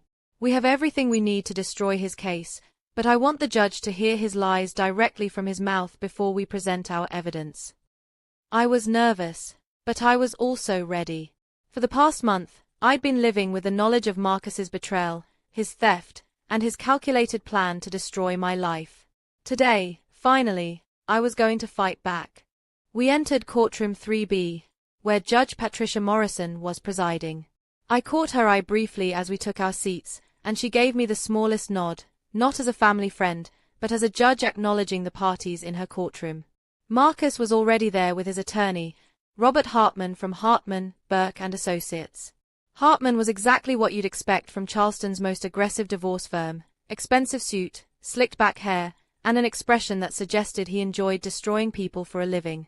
And there, sitting in the gallery behind Marcus, was Jessica. She looked nervous and young, fidgeting with her purse and avoiding eye contact with anyone. I wondered if she knew what was about to happen, or if she was as much a pawn in this as I had been. "All rise," the bailiff announced. The Honorable Judge Patricia Morrison presiding. Judge Morrison took her seat and reviewed the files in front of her. "We're here today for the matter of Whitmore versus Whitmore, case number 2024 DR 1847. This is a hearing on petitioner's claims for division of marital assets and spousal support." She looked up at both legal teams. "Counsel, I've reviewed the pleadings in this case, and I have to say, this appears to be a complex matter involving significant assets and some unusual claims. Mr. Hartman, your client is seeking a substantial portion of what appears to be inherited property. I'd like to hear your argument for why that property should be considered marital assets." Hartman stood up with the confidence of a man who thought he was about to win big. "Thank you, Your Honor. What we have here is a case where the respondent inherited significant wealth during the marriage, and that wealth fundamentally altered the dynamic and responsibilities within the marital partnership." He gestured toward Marcus, who was sitting up straight and looking appropriately serious. "Mr. Whitmore made substantial sacrifices over the course of this marriage to support his wife's management of her inherited assets. He forged career opportunities, took on additional household responsibilities, and provided both practical and emotional support during what was obviously a challenging time for Mrs. Whitmore." Judge Morrison was taking notes, but her expression was neutral. "Furthermore, Your Honor, the lifestyle established during this marriage was directly supported by Mrs. Whitmore's inheritance. The parties lived as a unit, making joint decisions about how to use and invest these assets. Mr. Whitmore's contributions to preserving and growing this wealth were substantial and should be recognized in the property division." "Mr. Hartman, can you be more specific about these contributions?" Inherited property is typically separate property in South Carolina unless it's been commingled or transformed through marital efforts. "Absolutely, Your Honor. We have extensive documentation showing Mr. Whitmore's financial contributions to the marital estate, his sacrifices for the benefit of the marriage, and his direct involvement in managing and preserving Mrs. Whitmore's inherited assets." Hartman pulled out the same folder Marcus had brought to mediation. "We'd like to call Mr. Whitmore to testify about his contributions to this marriage and his reasonable expectations regarding property division." "Very well. Mr. Whitmore, please take the stand." I watched as Marcus walked to the witness stand, raised his right hand, and swore to tell the truth. If I hadn't known what I knew, he would have seemed like a sympathetic figure, a man who tried to make his marriage work and now just wanted a fair settlement. But I did know what I knew. And in about an hour, so would everyone else in this courtroom. Hartman began his questioning with the same narrative Marcus had presented in mediation: the loving husband who'd sacrificed for his wife's priorities, only to be emotionally neglected as she became obsessed with managing her inheritance. "Mr. Whitmore, can you describe for the court how your wife's inheritance affected your marriage?" Marcus looked directly at Judge Morrison, and I had to admit he was a good actor. "Your Honor, when Claire inherited her grandfather's estate, I was happy for her. I knew how much she loved him, and I thought the inheritance would provide security for our future together." He paused, as if gathering his emotions. But over time, managing that wealth became Claire's entire focus. She spent hours every day on phone calls with financial advisors, reviewing investment reports, dealing with property managers. She became distant, preoccupied. It felt like I was married to someone who cared more about money than about our relationship. "And how did you respond to this change?" "I tried to be supportive. I took on more responsibilities around the house so Claire could focus on her inheritance duties. I covered more of our joint expenses. I turned down career opportunities that would have required travel or relocation because Claire needed to stay in Charleston to manage her grandfather's properties. Can you give the court specific examples of the sacrifices you made? Marcus pulled out a prepared list, the same talking points he'd used in mediation. I turned down a promotion that would have required relocating to Atlanta. The salary increase would have been significant, but Claire needed to stay here. I also passed on several consulting opportunities that would have brought in additional income but would have required extensive travel. And what about your financial contributions to the marriage? Over the past 3 years, I estimate I covered approximately 60% of our household expenses, entertainment costs, and vacation expenses while Claire was focused on managing her inheritance. I have documentation showing my contributions totaled well over $200,000. Judge Morrison leaned forward slightly. Mr. Whitmore, you have documentation of these contributions? Yes, Your Honor. Bank statements, credit card records, receipts. I've always been careful about financial record keeping. And when did you start keeping such detailed records? Here was the first trap. Marcus hesitated for just a moment. I've always been organized about finances, Your Honor. But I started being more systematic about documentation about 2 years ago. Why 2 years ago specifically? That's when Claire's focus really shifted to her inheritance management. I wanted to make sure I had clear records of my contributions to our joint financial well-being. Judge Morrison made a note. Mr. Whitmore, when you started keeping more systematic records 2 years ago, was it because you were anticipating potential marital problems? Another hesitation. Not anticipating problems, exactly. But I was concerned about the changes in our relationship and I wanted to be prepared. Prepared for what? For whatever might happen. If we needed counseling, if we needed to have difficult conversations about our marriage, I wanted to have clear information about our financial situation. Hartman quickly moved on to the next topic, but I could see that Judge Morrison's interest had been piqued by Marcus's admission that he'd been documenting his financial contributions for 2 years while claiming the marriage problems were recent. Mr. Whitmore, let's talk about Mrs. Whitmore's management of her inheritance. You claim that you provided significant support and assistance. Can you elaborate? Absolutely. Claire was overwhelmed by the complexity of managing such a large estate. I spent countless hours researching investment options, reviewing legal documents, and helping her understand her choices. And this research, do you have documentation of the time you invested? I don't have formal time logs, but it was substantial. Probably 10 to 15 hours a week for the past 3 years. That's a significant time investment. Did this research interfere with your own career responsibilities? Sometimes, yes. There were occasions when I had to leave work early or miss business opportunities because Claire needed help with inheritance-related decisions. Judge Morrison interrupted.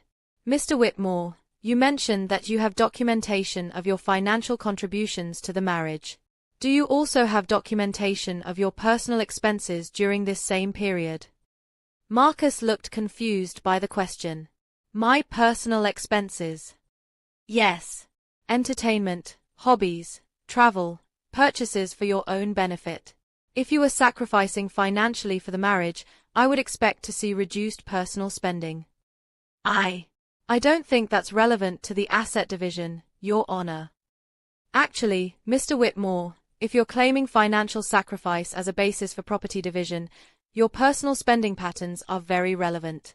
Do you have records of your personal expenses? Marcus glanced at his attorney, who looked uncomfortable. I have some records, but they're not as detailed as my documentation of joint expenses. I see. We may want to review those records as well. Hartman quickly redirected to safer ground, having Marcus detail his claims about the inheritance being marital property and his request for spousal support. But I could see that Judge Morrison was becoming increasingly skeptical of Marcus's story. After about 40 minutes of testimony, Hartman concluded his direct examination. Thank you, Mr. Whitmore. Your Honor, We believe Mr. Whitmore's testimony clearly establishes his significant contributions to this marriage and his reasonable expectations regarding property division. Judge Morrison looked at Rebecca. Ms. Santos, do you wish to cross-examine? Rebecca stood up with a smile that made me feel sorry for Marcus. Yes, Your Honor. I have quite a few questions for Mr. Whitmore. This was the moment we'd been preparing for. Rebecca had Marcus's lies on the record, and now she was about to systematically destroy every single one of them.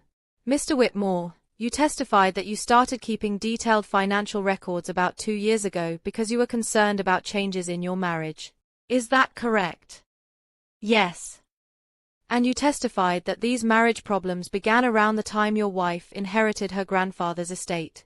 Is that also correct? Yes. That's when Claire's priorities started to change. Rebecca walked to our table and picked up a thick folder.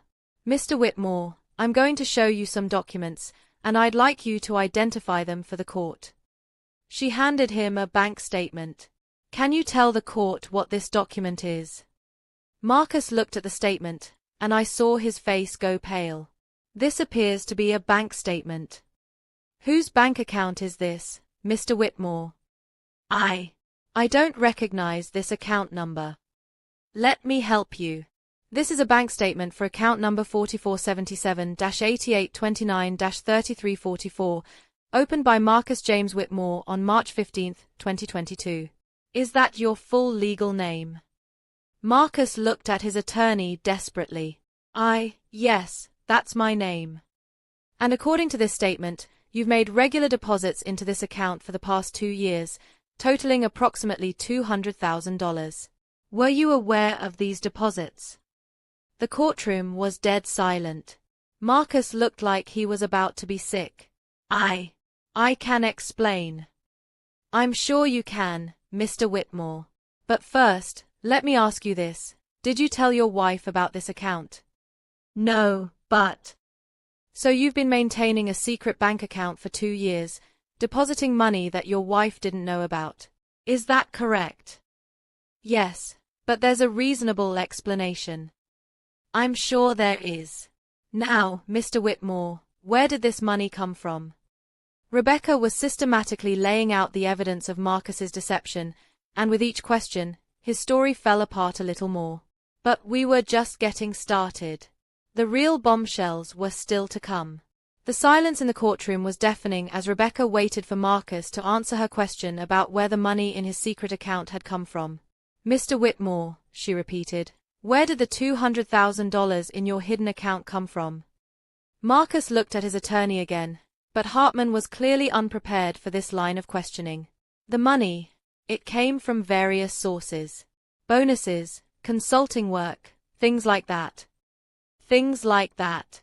I see. Rebecca walked back to our table and picked up another folder. Mr. Whitmore, during your direct examination, you testified that you covered approximately 60% of your household expenses over the past 2 years. Do you remember that testimony? Yes. And you said you had documentation to support that claim. Yes, I have receipts and bank statements. Rebecca handed him a stack of papers. These are the complete bank statements for your joint checking account with Mrs. Whitmore, covering the past 3 years. Can you show the court where these statements reflect your claim that you covered 60% of household expenses? Marcus flipped through the statements, and I could see confusion spreading across his face.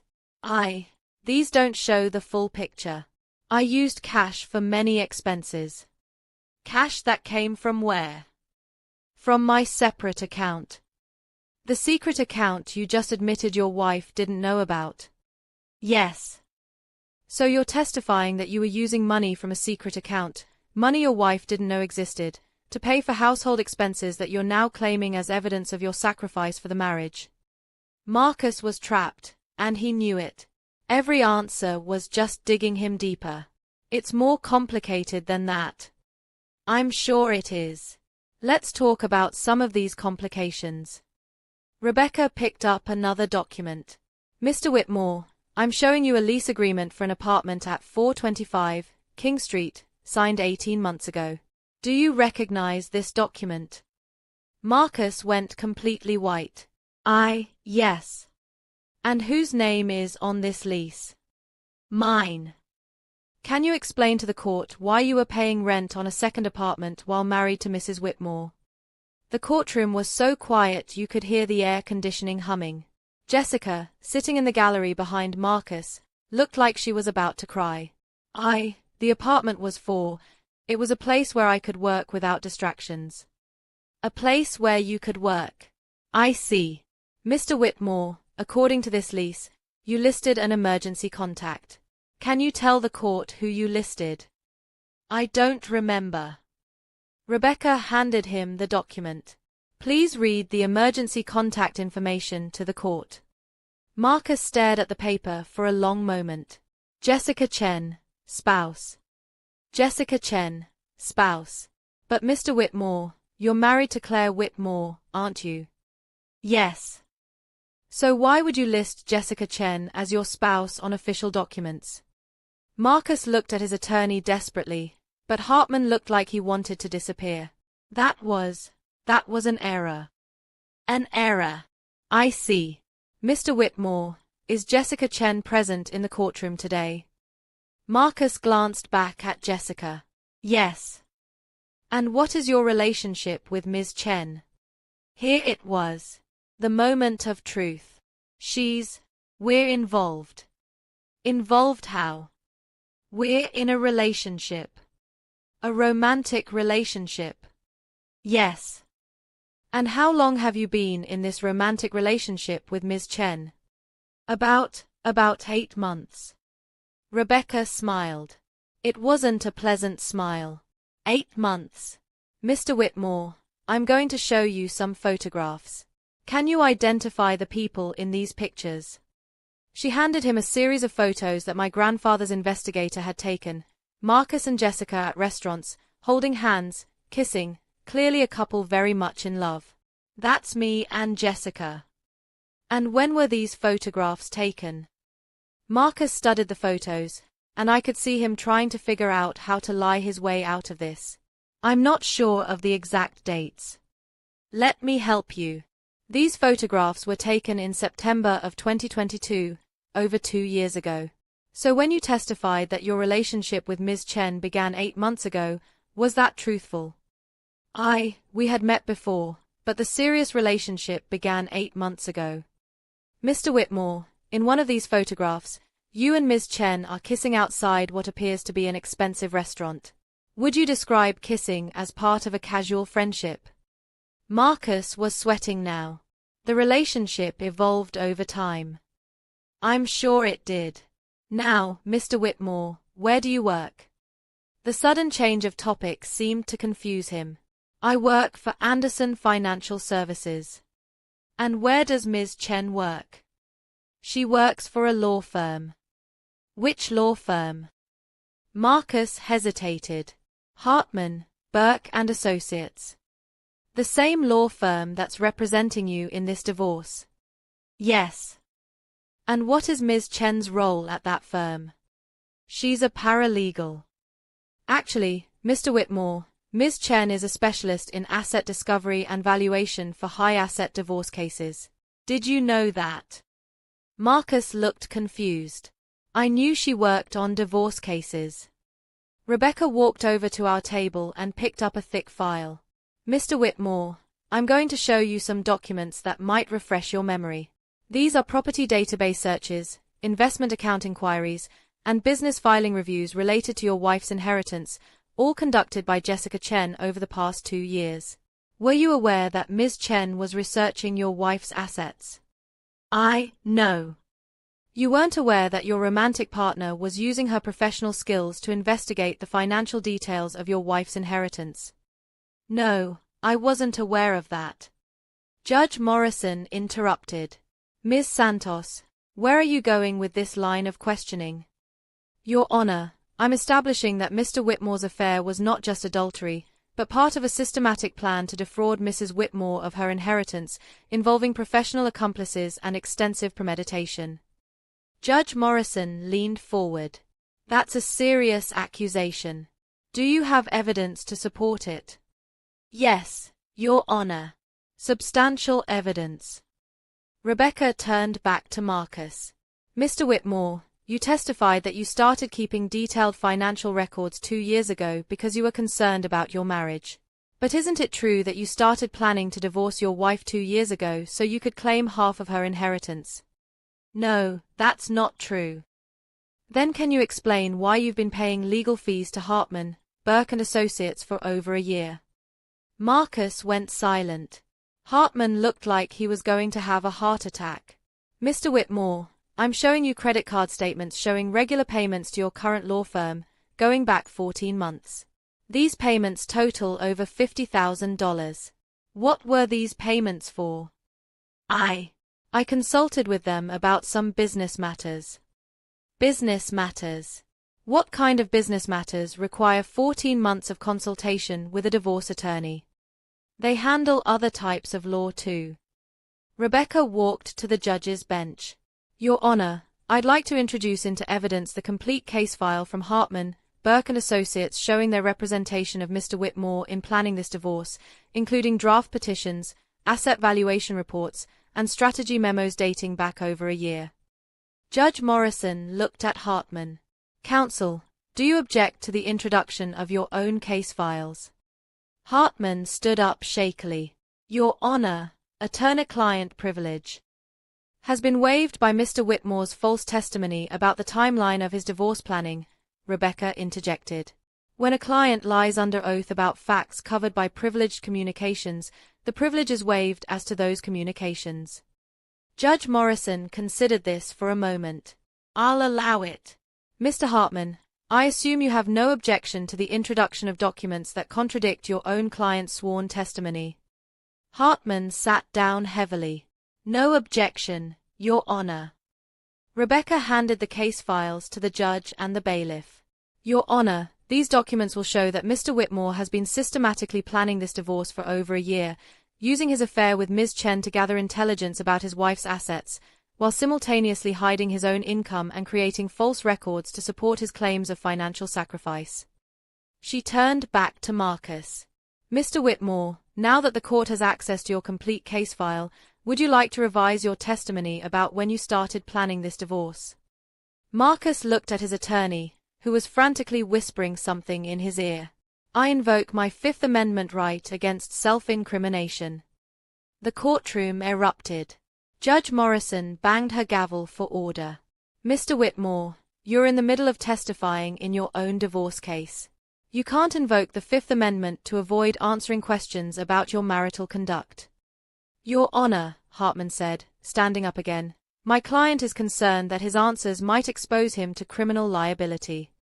Criminal liability for what? Rebecca smiled again. Your Honor, if I may. Judge Morrison nodded. Mr. Whitmore appears to be concerned that his systematic theft of marital assets, his perjury in this proceeding, and his conspiracy to defraud Mrs. Whitmore might constitute criminal behavior. He's probably right to be concerned. Marcus was staring at the table, no longer even pretending to maintain his composure. Your Honor, Rebecca continued, at this point, I think we can dispense with the fiction that this is a normal divorce case. What we have here is a criminal conspiracy to defraud Mrs. Whitmore of her inheritance, involving theft, perjury, adultery, and the systematic destruction of evidence. She walked to our table and picked up one final folder. But there's something else Mr. Whitmore doesn't know. Something that's going to make this day even worse for him than it already has been. Judge Morrison looked intrigued. What's that, Ms. Santos? Mr. Whitmore's entire plan was based on a fundamental misunderstanding of Mrs. Whitmore's inheritance. He spent over a year planning to steal money that he can't legally touch. Rebecca opened the folder and pulled out the trust documents Patricia Morrison had helped me understand. Your Honor, Mrs. Whitmore's grandfather created a spendthrift trust that specifically protects the inherited assets from claims by spouses, creditors, and other third parties. Mr. Whitmore isn't entitled to 1 penny of Mrs. Whitmore's inheritance, no matter how long he planned or how much money he spent trying to steal it. Marcus looked up sharply, and for the first time that day, his expression was one of genuine shock. Furthermore, Rebecca continued, The trust includes a provision that allows it to recover attorney fees and damages from anyone who attempts to make false claims against the trust assets. Which means Mr. Whitmore isn't just walking away empty-handed, he's going to be paying for the privilege of failing to rob his wife. Judge Morrison was reading through the trust documents, and I could see amazement on her face. Ms. Santos, this is quite remarkable. These trust provisions are incredibly comprehensive. Mrs. Whitmore's grandfather was a very thorough man, Your Honor. He obviously anticipated exactly this type of situation. But if you think the story ends there, you're wrong. Because what happened next was something none of us saw coming. Not even Rebecca, not even me, and certainly not Marcus. Because as it turned out, my grandfather had one final surprise for everyone in that courtroom. Judge Morrison called for a 30-minute recess to review the trust documents and case files. During the break, I sat in the hallway with Rebecca, trying to process everything that had just happened. I can't believe he actually invoked the Fifth Amendment, I said. I can, Rebecca replied. Marcus just realized that he's looking at potential criminal charges for fraud, perjury, and theft. His attorney probably told him to stop talking before he made things worse. But what happens now? Now we finish destroying his case, get you everything you're entitled to, and probably refer the matter to the district attorney's office for criminal prosecution. When we returned to the courtroom, Judge Morrison looked like she'd seen something that had fundamentally changed her understanding of the case. Ms. Santos, before we continue, I'd like to clarify something about these trust documents. Am I correct in understanding that Mr. Eugene Morrison created this trust specifically to protect his granddaughter's inheritance from exactly this type of claim? That's correct, Your Honor. Mr. Morrison was apparently concerned about potential threats to his legacy. And the trust includes provisions for recovering damages from frivolous claims. Yes, Your Honor. The trust is empowered to sue for recovery of legal fees, damages, and punitive awards in cases where people attempt to make false claims against the trust assets. Judge Morrison looked at Marcus, who was slumped in his chair looking defeated. Mr. Whitmore, do you understand that your entire petition is based on claims against assets you have no legal right to? Marcus didn't answer. Mr. Hartman, does your client understand his position? Hartman stood up slowly. Your Honor, we're requesting time to review the trust documents and reassess our claims. I'm sure you are. But before we proceed, I have some questions about the trust that I'd like Mrs. Whitmore to address. Judge Morrison gestured for me to approach the witness stand. Mrs. Whitmore, when you inherited your grandfather's estate, were you aware of these protective provisions? Not entirely, Your Honor. I knew it was set up as a trust, but I didn't understand all the legal protections until recently. And when did you become fully aware of these protections? A few weeks ago, when I was going through my grandfather's papers with Judge Patricia Morrison, as a family friend, not in her judicial capacity. Judge Morrison nodded. Mrs. Whitmore, there's something in these trust documents that I find quite remarkable. Your grandfather included what appears to be a sealed envelope with specific instructions. Are you familiar with this? My heart stopped. I had no idea what she was talking about. No, Your Honor. What kind of envelope? Judge Morrison held up a thick manila envelope that had been attached to the back of the trust documents. According to the trust provisions, this envelope was only to be opened if someone attempted to make fraudulent claims against the trust assets in a court proceeding. She broke the seal and opened the envelope. Inside were more documents, photographs, and what looked like a letter in my grandfather's handwriting. Your Honor, Rebecca said, standing up, we weren't aware of any sealed provisions in the trust. Neither was I until I read the complete document. Mrs. Whitmore, your grandfather apparently anticipated this exact situation and left specific instructions for how it should be handled. Judge Morrison began reading from my grandfather's letter, and with each word, my amazement grew. To the presiding judge, if you are reading this, it means that someone has attempted to make false claims against the trust one established for my granddaughter Claire. I suspected this might happen, and I have taken steps to protect her that go beyond the legal structure of the trust itself. Judge Morrison paused and looked at Marcus, who was staring at the letter in horror. The person making these claims is likely Claire's husband, Marcus Whitmore. I have been investigating Mr. Whitmore for over 2 years, and I have documented evidence of his adultery, his financial misconduct, and his plans to defraud my granddaughter. She continued reading. Attached to this letter are photographs, financial records, and documented evidence of Mr. Whitmore's crimes. I have also included contact information for witnesses who can testify to his misconduct. I did not share this information with Claire during my lifetime because I hoped I was wrong about Mr. Whitmore's character. But if you are reading this letter, it means my worst fears were justified. Judge Morrison spread the contents of the envelope across her bench. There were dozens of photographs showing Marcus and Jessica together, financial records documenting his hidden accounts, and even what appeared to be surveillance reports. Your Honor, I said, my voice barely working, I had no idea my grandfather had done all this. It appears your grandfather was a very thorough man, Mrs. Whitmore. He also included specific instructions for how this evidence should be used. She picked up another document from the envelope. Mr. Eugene Morrison requests that if his suspicions about Mr. Whitmore prove correct, the court should not only deny all claims against the trust, but should award punitive damages to be paid from Mr. Whitmore's personal assets to the trust, as compensation for the costs of defending against his fraud. Marcus was now openly staring at the evidence spread across the judge's bench. His face had gone completely pale. Furthermore, Judge Morrison continued reading. Mr. Morrison requests that the court refer the matter to the appropriate law enforcement agencies for criminal prosecution, as Mr. Whitmore's actions constitute fraud, theft, and conspiracy. She set the letter down and looked directly at Marcus. Mr. Whitmore, it appears that your plan to defraud Mrs. Whitmore was discovered and documented by her grandfather before he passed away. Every move you thought you were making in secret was being watched and recorded. Rebecca stood up. Your Honor, may I approach to review these documents? Certainly. As Rebecca examined the evidence my grandfather had left, her expression changed from professional satisfaction to genuine amazement. Your Honor, these documents don't just prove Mr. Whitmore's fraud, they prove he's been committing these crimes for much longer than we originally thought. According to Mr. Eugene Morrison's investigation, Mr. Whitmore began his relationship with Jessica Chen within 6 months of Mr. Morrison's death, and he began systematically stealing marital assets almost immediately after the inheritance was settled. She held up a photograph that made my stomach turn. It was Marcus and Jessica together at what looked like a celebration dinner, and the timestamp showed it was taken just 2 weeks after my grandfather's funeral.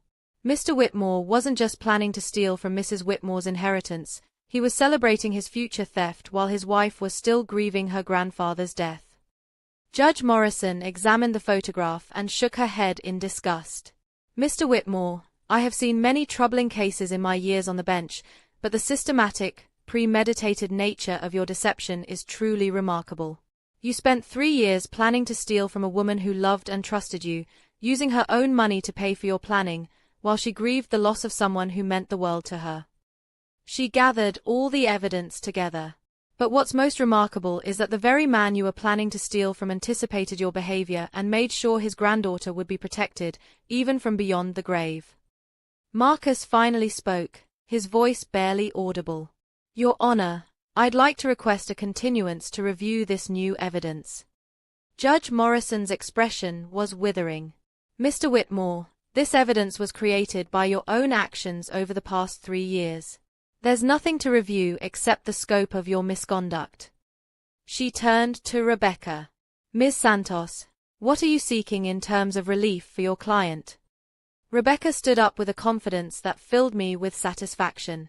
Your Honor, we're seeking complete dismissal of Mr. Whitmore's petition, return of all marital assets he has stolen or hidden, punitive damages for his fraud and theft, attorney fees, and a referral to the District Attorney's Office for criminal prosecution. And what kind of punitive damages are you seeking? Based on the evidence of systematic theft and fraud, we believe $2 million in punitive damages would be appropriate to be paid from Mr. Whitmore's personal assets to Mrs. Whitmore. Marcus actually gasped at the number. $2 million that he would have to pay me, on top of returning everything he'd stolen. Judge Morrison considered this for a moment. Ms. Santos, Given the extraordinary circumstances of this case and the extensive documentation of Mr. Whitmore's premeditated fraud, I'm inclined to grant your full request. However, I want to give Mr. Hartman one final opportunity to address the court on behalf of his client. Hartman stood up, but he looked like a man who knew he was beaten. Your Honor, in light of the evidence presented today, we withdraw all claims against Mrs. Whitmore's inheritance. We also waive our right to appeal any ruling the court makes regarding damages or sanctions. Mr. Hartman, are you saying your client is prepared to accept full responsibility for his misconduct? Hartman looked at Marcus, who nodded slightly. Yes, Your Honor. Judge Morrison smiled, not a pleasant smile, but the smile of someone who was about to deliver justice. Very well. Mr. Whitmore, please stand. Marcus stood up slowly, looking like he was about to collapse. Mr. Whitmore, I hereby dismiss your petition for divorce with prejudice, meaning you cannot refile these same claims. I order you to return all marital assets you have stolen or hidden, totaling approximately $300,000 according to the evidence presented. I further order you to pay punitive damages of $2 million to Mrs. Whitmore within 60 days. She paused, making sure Marcus understood every word. I also order you to pay all attorney fees and court costs associated with this case. And finally, I am referring this matter to the Charleston County District Attorney's Office for investigation of potential criminal charges including fraud, theft, perjury, and conspiracy. Marcus sank back into his chair, looking completely defeated. But Judge Morrison wasn't done. Mr. Whitmore, I want you to understand something. Your grandfather-in-law saw exactly who you were and what you were planning, and he made sure you would fail. He protected his granddaughter from your greed in ways you never could have imagined. She held up my grandfather's letter. Eugene Morrison's final message to you is quite clear. No one steals from my family and gets away with it. Today, Mr. Whitmore, you've learned exactly what that means. As the reality of what had just happened sank in, I felt something I hadn't felt in months: peace. My grandfather had protected me in ways I never could have imagined. Even after his death, he was still looking out for me, still making sure no one could hurt his family. Marcus would face criminal charges. He would lose everything he'd tried to steal, and more. Jessica would probably lose her job and face her own legal troubles. And I would walk away with not just my inheritance intact, but with additional compensation for everything they'd put me through. But most importantly, I'd learned something about the power of love and protection that transcends even death.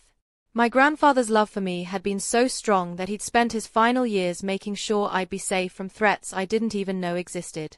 As we left the courtroom that day, Rebecca put her hand on my shoulder. Claire, in 20 years of practicing law, I've never seen anything like what your grandfather did for you. That man loved you more than you'll ever know. She was right. But I was finally beginning to understand just how much. If you've made it this far in my story, please hit that subscribe button and let me know in the comments where you're watching from. Because this story isn't just about revenge, it's about the power of love to protect us, even when we don't realize we need protecting. Marcus thought he was so clever, so careful, so thorough in his planning. But he never counted on facing the love of a grandfather who would move heaven and earth to protect his granddaughter. In the end, that love was stronger than greed, stronger than deception, and stronger than all of Marcus's lies combined. And that's a lesson I'll carry with me for the rest of my life.